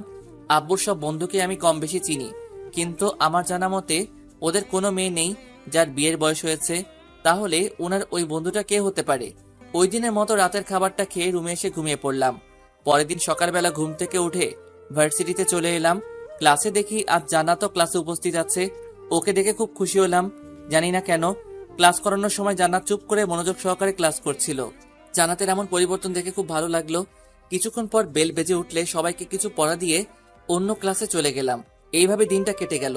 ভার্সিটি থেকে বাসায় এসে খেয়ে দিয়ে রুমে এসে কিছুক্ষণ রেস্ট নিলাম। দেখতে দেখতে বিকাল হয়ে আসলো, তাই জান্নাতকে পড়ানোর জন্য ওদের বাসায় চলে আসলাম। জান্নাতের রুমে এসে দেখি ও একটা বই নিয়ে টেবিলে বসে বসে পড়ছে। যাকে কোনোদিন ঠিকমতো পড়তে দেখলাম না, সেই আজ এত মনোযোগ দিয়ে পড়ছে। অবাক না হয়ে আর পারা গেল না। তারপর ওর কাছে গিয়ে জিজ্ঞেস করলাম, কি করছো? ক্লাসের পড়াটা ঠিক বুঝতে পারছি না, সেটাই দেখছি। কই, কোনটা বুঝো নাই, দেখাও তো। এই যে এটা। তারপর ওকে ওই পড়াটা বুঝিয়ে দিলাম। কিন্তু আশ্চর্যের ব্যাপার, ওকে বোঝাতে আজ এত কষ্ট লাগে কি কারণ? ও একেবারে বুঝে ফেলেছে। ওর এমন পরিবর্তনে আমি অবাকের উপর অবাক হচ্ছি। ওই দিনের মতো জান্নাতকে পড়িয়ে বাসায় চলে আসলাম। এইভাবে কাটতে লাগলো আমাদের দিনকাল। দেখতে দেখতে কেটে গেল কয়েকটা মাস। এই কয়েক মাসে জান্নাত একেবারে বদলে গেছে। আগের মতো আর আমার সাথে দুষ্টুমি করে না। কোনো কিছু বললে ওর ভাইয়ের নামে ভয় দেখায় না। সবসময় পড়াশোনা নিয়ে পড়ে থাকে। ক্লাসেও এখন মনোযোগ দিয়ে ক্লাস করে। জান্নাতের এমন পরিবর্তনে আমি অনেকটা খুশি হয়েছি, কিন্তু ওর দুষ্টুমিগুলো এখন খুব মিস করছি। হয়তো আমিও এই কয় মাসে ওর মায়ায় পড়ে গেছি। আর হ্যাঁ, আরেকটা কথা, এর মধ্যে জান্নাতের প্রথম বর্ষের পরীক্ষাও হয়ে গেছে। আর জান্নাত ক্লাসের মধ্যে প্রথম স্থান অর্জন করেছে। নীলা ম্যাডামও এখন আমার সাথে তেমন কথা বলেন না। দেখা হলে মাঝে মধ্যে শুধু ভালো মন্দ জিজ্ঞেস করেন, এই আর কি। সবকিছুর মধ্যে দিয়ে ভালোই চলছিল দিনকাল। তারপর হঠাৎ একদিন রাতের বেলা টেবিলে বসে সবাই মিলে খাবার খাচ্ছি, এমন সময় আব্বু বললেন, তোমাকে তো আগে থেকেই বলে রাখা হয়েছে যে আমার বন্ধুর মেয়ের সাথে তোমার বিয়ে ঠিক করে রেখেছি আমি। এখন আমি চাচ্ছি তোমার বিয়ে দিয়ে বাড়িতে নতুন বৌমা আনতে। এত তাড়াতাড়ি বিয়েটা না দিলে হয় না? আর তাছাড়া তোমার মা সারাদিন একা একা বাড়িতে কত কাজ করে, একজন মানুষের দ্বারাই একা এত কাজ কিভাবে সম্ভব ভেবে দেখছো কোনোদিন? আর তাছাড়া আজ তুমি ভার্সিটিতে থাকাকালীন আমি বাসায় এসে দেখি তোমার আম্মুর শরীরটা বেশি ভালো না। শেষে ডাক্তার আনিয়ে জানতে পারলাম তোমার আম্মু প্রেশার লো হয়ে পড়েছিল। ডাক্তার কিছু ওষুধ লিখে দিয়েছে আর বলে গেছে বেশি কাজ না করতে। এখন এই পরিস্থিতিতে কি করা যায় তুমিই বলো? তাহলে একটা কাজের মেয়ে রেখে দিলেই তো হয়, সারাদিন আম্মুর সাথে কাজ করবে। আর কাজের মেয়ে রাখা গেলে অনেক আগেই রেখে দিতাম, কিন্তু বাইরের মানুষ কি কখনো এই বাড়িকে নিজের মতো করে দেখবে? তাই আমি চাচ্ছি তোমার বিয়ে দিয়ে বাড়িতে নতুন বৌমা আনতে। তাহলে তোমার আম্মুর কাজের কষ্টটা একটু কম হবে। কিন্তু কোনো কিন্তু টিন্তু শুনতে চাচ্ছি না। আমি যার সাথে তোমার বিয়ে ঠিক করে রেখেছি তাকে তোমার বিয়ে করতে হবে। অন্য কাউকে বিয়ে করার কথা বললে আমরা তাকে মেনে নিব না। কিন্তু যার সাথে আমার বিয়ে হবে সে কে? তাকে তো কখনো দেখিনি, এমনকি চিনিও না। একজনের ব্যাপারে না জেনে শুনে তাকে বিয়ে করে ফেলবো? মেয়ে অনেক ভালো আর ভদ্র, আমার তাকে দেখা আছে। তোমাকে আর আলাদা করে দেখতে হবে না। তারপরও যদি তুমি কিন্তু আমার মুখের উপর কথা বলা শুরু করে দিয়েছো। সরি। আর মেয়েটা ছোট থেকে মা হারা, তাই আমরা চাচ্ছি তোমার সাথে ওকে বিয়ে দিয়ে একেবারে আমাদের কাছে রেখে দিই। ওকে, তোমার যেটা ভালো মনে হয়। এখন খাও, আর কিছুদিনের মধ্যেই তোমাদের বিয়ের কাজ শেষ করে ফেলবো। আর কিছু না বলে খাওয়া শেষ করে নিজের রুমে চলে আসলাম। সত্যি বলতে এই কয়দিনে জান্নাতের প্রতি আমিও একটু দুর্বল হয়ে পড়েছি। তাই বিয়ের কথা বলায় তখন আব্বুর কথায় রাজি হতে পারিনি। কিন্তু জান্নাত তো আমার ছাত্রী, ওর সাথে আমার কিভাবে? না, এইসব আর ভেবে লাভ নেই, যা হবার হবে। পরের দিন সকালবেলা ঘুম থেকে উঠে ফ্রেশ হয়ে নাস্তা করে নিলাম। তারপর রেডি হয়ে ভার্সিটিতে চলে এলাম। জান্নাতকে আজ ভীষণ খুশি খুশি লাগছে, জানি না কেন। এমনকি মেয়েটা ক্লাসেও সারাক্ষণ খুশি খুশি ভাব নিয়েছিল। আবার পরিবর্তন ঘটলো নাকি ওর? ভার্সিটি শেষে ওই দিনের মতো বাসায় চলে আসলাম। বাসায় এসে ফ্রেশ হয়ে খাওয়া দাওয়া করে রুমে এসে কিছুক্ষণ ঘুমিয়ে পড়লাম। সন্ধ্যাবেলা ঘুম থেকে উঠে হাত মুখ ধুয়ে জান্নাতকে পড়ানোর জন্য ওর বাসায় চলে এলাম। জান্নাতের রুমে এসে দেখি জান্নাত কি যেন ভাবছে আর একা একা হাসছে। মেয়েটা পাগল হলো না তো? ধ্যান ভেঙে সামনে তাকিয়ে আমায় দেখতে পেয়ে বসা থেকে উঠে দাঁড়ালো। দাঁড়িয়েছেন কেন, বসে। কিছু না বলে একটা চেয়ার টেনে বসে পড়লাম। জান্নাত একটা চেয়ার টেনে আমার সামনাসামনি বসে পড়লো। আচ্ছা জান্নাত, একটা কথা বলি। জি বলেন। আজ তোমায় এত খুশি খুশি লাগছে কেন? আজ কি কোনো বিশেষ দিন? যার জন্য তুমি এত খুশি? আজ আমি অনেক খুশি, তবে আজ কোনো বিশেষ দিন নয়। খুব শীঘ্রই সেই বিশেষ দিনটা আসতে চলেছে। সেই বিশেষ দিনটা কি জানতে পারি? না, এখন বলা যাবে না। ওকে থাক, বলতে হবে না। এখন বই বের করো। তারপর জান্নাতকে কিছুক্ষণ পড়িয়ে ছুটি দিয়ে দিলাম। জান্নাতের বাসা থেকে বের হয়ে আসতে যাব, এমন সময় ড্রয়িং রুম থেকে আঙ্কেল আমায় ডাক দিলেন। আমিও চুপচাপ ওনার সামনে গিয়ে দাঁড়ালাম। জি আঙ্কেল, কিছু বলবেন? এই নাও তোমার এই মাসের টাকা। কাল থেকে তুমি আর জান্নাতকে পড়াতে আসবে না। আমি কি ঠিক মতো পড়াতে পারি না আঙ্কেল, যার জন্য আপনি আমায় বিদায় করে দিচ্ছেন? আরে সেরকম কিছুই না, আসলে জান্নাতের বিয়ে ঠিক হয়ে গেছে, তাই তোমাকে তোমার বেতনটা দিয়ে দিলাম। বিয়ের পর তো আর তাকে অন্য মানুষের কাছে প্রাইভেট পড়ানো যাবে না। আঙ্কেলের মুখ থেকে জান্নাতের বিয়ের কথা শুনে আমি যেন আকাশ থেকে পড়লাম। আবার খুব কষ্ট হচ্ছে জান্নাতের বিয়ের কথা শুনে। হয়তো জান্নাতকে চিরতরে হারিয়ে ফেলবো। তাই বিয়েটা কবে হচ্ছে আঙ্কেল? সপ্তাহের মধ্যেই বিয়ের তারিখ নির্ধারিত করা হবে। বিয়ের কার্ড এখনো ছাপানো হয়নি, তবে ছাপিয়ে তোমার বাসায় অবশ্যই বিয়ের কার্ড পাঠানো হবে। তোমাকে কিন্তু বিয়েতে অবশ্যই আসতে হবে। জি আঙ্কেল, অবশ্যই আসবো। আজ তাহলে আমি আসি। ভালো থাকবেন। আসসালামু আলাইকুম। কথাগুলো বলেই জান্নাতের বাসা থেকে বেরিয়ে আসলাম। রাস্তা দিয়ে হাঁটছি আর জান্নাতের দুষ্টুমিগুলোর স্মৃতি মনে করছি। হয়তো আর কোনোদিন জান্নাতের সাথে দেখা হবে না, এমনকি ওর দুষ্টুমিগুলোও আর দেখতে পাবো না। খুব মিস করব জান্নাতকে আর ওর দুষ্টুমি মাখা দিনগুলোকে। ভাবতে ভাবতে চোখের কোণায় কখন যে পানির ফোঁটা চলে এসেছে খেয়ালই নেই। ওই দিন রাস্তায় রাস্তায় ঘুরে বেড়াতে লাগলাম। বাসায় এলাম একদম শেষ রাত্রে। এসেই আম্মুর বকা শুনতে হলো, কিন্তু সেই দিকে আমার কোনো ধ্যান নেই।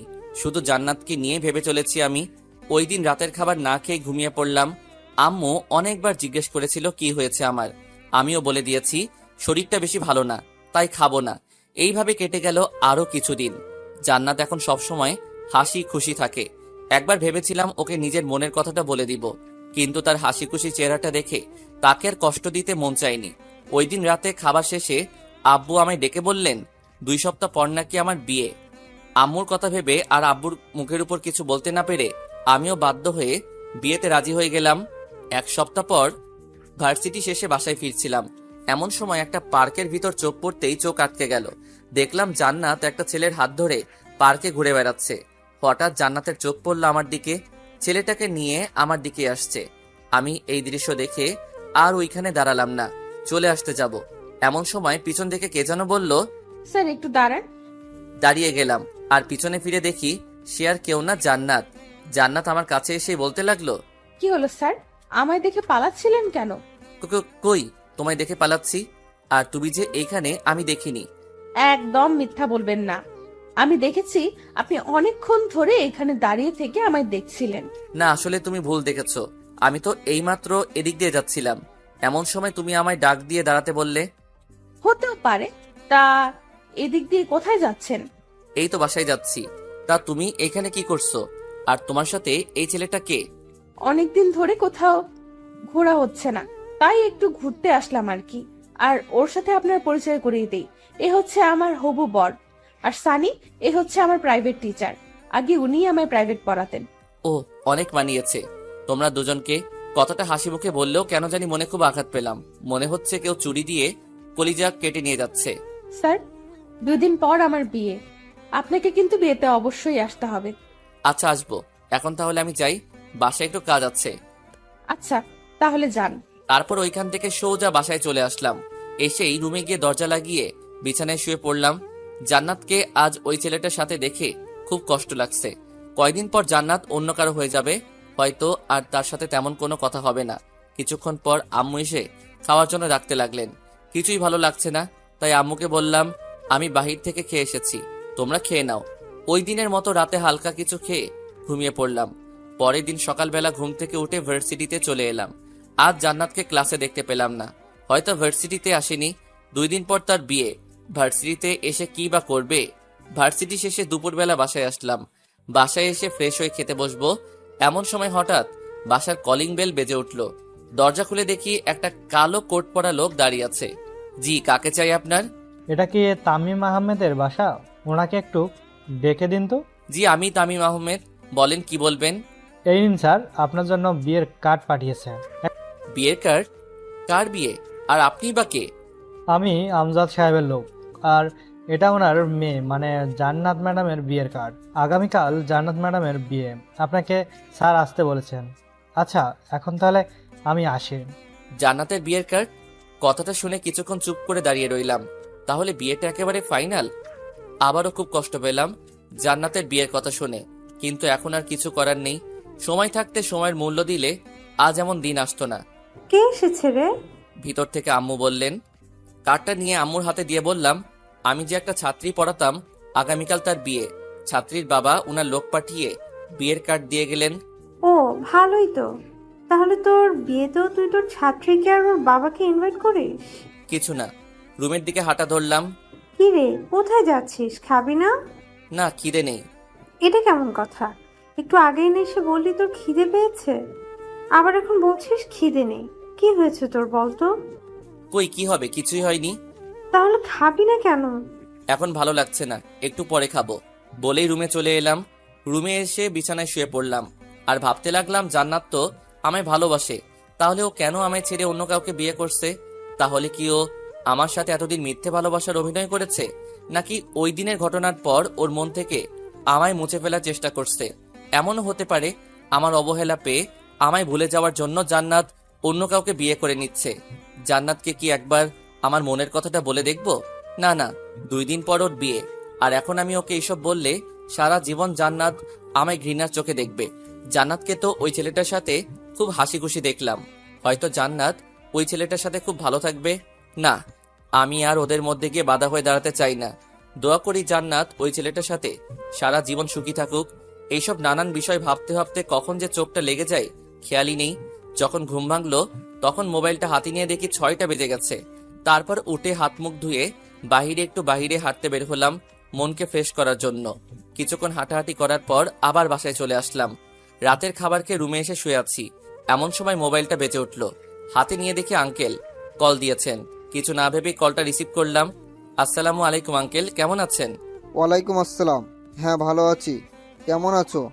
আলহামদুলিল্লাহ, আমিও ভালো। তা হঠাৎ ফোন করলেন যে, কোনো সমস্যা হয়েছে নাকি আঙ্কেল? না কিছু হয়নি, কাল তো জান্নাতের বিয়ে, তোমাকে বিয়ের কার্ডও পাঠাইছি, তুমি বিয়েতে আসবে তো? আঙ্কেল আসলে আমার কাল একটু কাজ আছে। আমি কোনো অজুহাত শোনার জন্য তোমায় ফোন করিনি। কাল তুমি ঠিক সময়ে বিয়েতে এসে উপস্থিত হবে, এটাই আমার শেষ কথা, এর উপরে আর কোনো কথা নেই। আচ্ছা আঙ্কেল, আমি আসবো। আচ্ছা এখন তাহলে ফোন রাখলাম। বলেই কল কেটে দিলেন। আমি আর কিছু না ভেবে মোবাইলটা একপাশে রেখে ঘুমিয়ে পড়লাম। পরের দিন সকালবেলা ঘুম থেকে উঠে মার্কেটে গিয়ে জান্নাতের জন্য কিছু গিফট কিনে আবার বাসায় চলে আসলাম। আজ শুক্রবার, তাই ভার্সিটি অফ। তারপর রেডি হয়ে আম্মুকে বলে জান্নাতের বাড়িতে চলে আসলাম। আসলে আসার কোনো ইচ্ছা ছিল না, কিন্তু না আসলে আবার আঙ্কেল মন খারাপ করবে, তাই আসতে হলো। এসেই প্রথমে আঙ্কেলের সাথে দেখা করলাম। আমি এসেছি দেখে আঙ্কেল অনেক খুশি হয়েছেন। বাসাটা আজ খুব সুন্দর করে সাজানো হয়েছে, একমাত্র মেয়ের বিয়ে বলে কথা, কিন্তু আসার পর থেকে জান্নাতকে কোথাও দেখতে পেলাম না। হয়তো ওর রুমেই আছে, আর বিয়ের জন্য ওকে তৈরি করা হচ্ছে। কিছুক্ষণের মধ্যে বিয়ে বাড়ির সবাইকে খাওয়ানো শুরু করা হলো। সবাইকে খাওয়ানো শেষ করে বিয়ের কাজ শুরু হলো। এতক্ষণে বড় এসে পড়েছে, বরকে স্টেজে বসানো হয়েছে। এর কিছুক্ষণ পর একটা কনের সাজে মেয়েকে এনে বরের কাছে বসানো হলো। এটাই হয়তো জান্নাত, কিন্তু আফসোস ওর মুখ শেষবারের মতো আর দেখতে পেলাম না। কিছুক্ষণের মধ্যে বিয়ের সব কাজ শেষ করে জান্নাতকে বরের সাথে বিদায় করে দেওয়া হলো। চোখের সামনেই জান্নাতের বিয়ে হয়ে গেছে, অথচ আমি নীরব দর্শকের মতো সব দেখে গেলাম, কিছুই করতে পারলাম না। ভাবতেই বুকটা কেঁপে উঠলো। ওইখানে আর 1 মিনিটও দাঁড়ালাম না, সোজা বাসায় চলে আসলাম। ওইখানে থাকলে হয়তো আরো কষ্ট পাবো। রুমে এসে দরজাটা লাগিয়ে দিয়ে বিছানায় শুয়ে শব্দহীন কান্না করতে লাগলাম। এখন আর কেঁদেও লাভ নেই, যা হবার তা তো হয়েই গেছে। কিছুক্ষণ পর হঠাৎ মোবাইলে একটা কল আসলো। হাতে নিয়ে দেখি আঙ্কেল কল করেছেন। কিছু না ভেবে কলটা রিসিভ করলাম। আসসালামু আলাইকুম আঙ্কেল। ওয়ালাইকুম আসসালাম। বাবা তুমি এখন কোথায় আছো? এই তো বাসায়। কেন আঙ্কেল, কোনো সমস্যা হয়েছে নাকি? সে কি, তুমি বাসায় চলে গেলে অথচ আমায় একবারও জানিয়ে গেলে না? আসলে আঙ্কেল মাথা ব্যথার কারণে বাসায় চলে এসেছি, তাই আপনাকে বলে আসতে ভুলেই গেছিলাম। প্লিজ কিছু মনে করবেন না আঙ্কেল। ও এই ব্যাপার, তাহলে ঠিক আছে। আচ্ছা এখন তাহলে রাখি। ফোন কেটে দেওয়ার পর মোবাইলটা একপাশে রেখে ঘুমিয়ে পড়লাম। দেখতে দেখতে কেটে গেল আরো 1 সপ্তাহ। আজকে আমার বিয়ে। সকাল থেকে বাড়িতে আত্মীয় স্বজনদের ভিড় লেগে আছে। বন্ধুরা অনেক আগে এসে পড়েছে, আর এসেই বাড়ির টুকটাক কাজে লেগে পড়েছে। বাড়িটাও আজ সুন্দর করে সাজানো হয়েছে। দুপুরবেলা রুমে বসে আছি, এমন সময় আম্মু এসে বললেন গোসল করে রেডি হয়ে এই শেরওয়ানিটা পরে নিতে। আমিও বাধ্য ছেলের মতো ওয়াশরুমে গিয়ে গোসল করে বাহির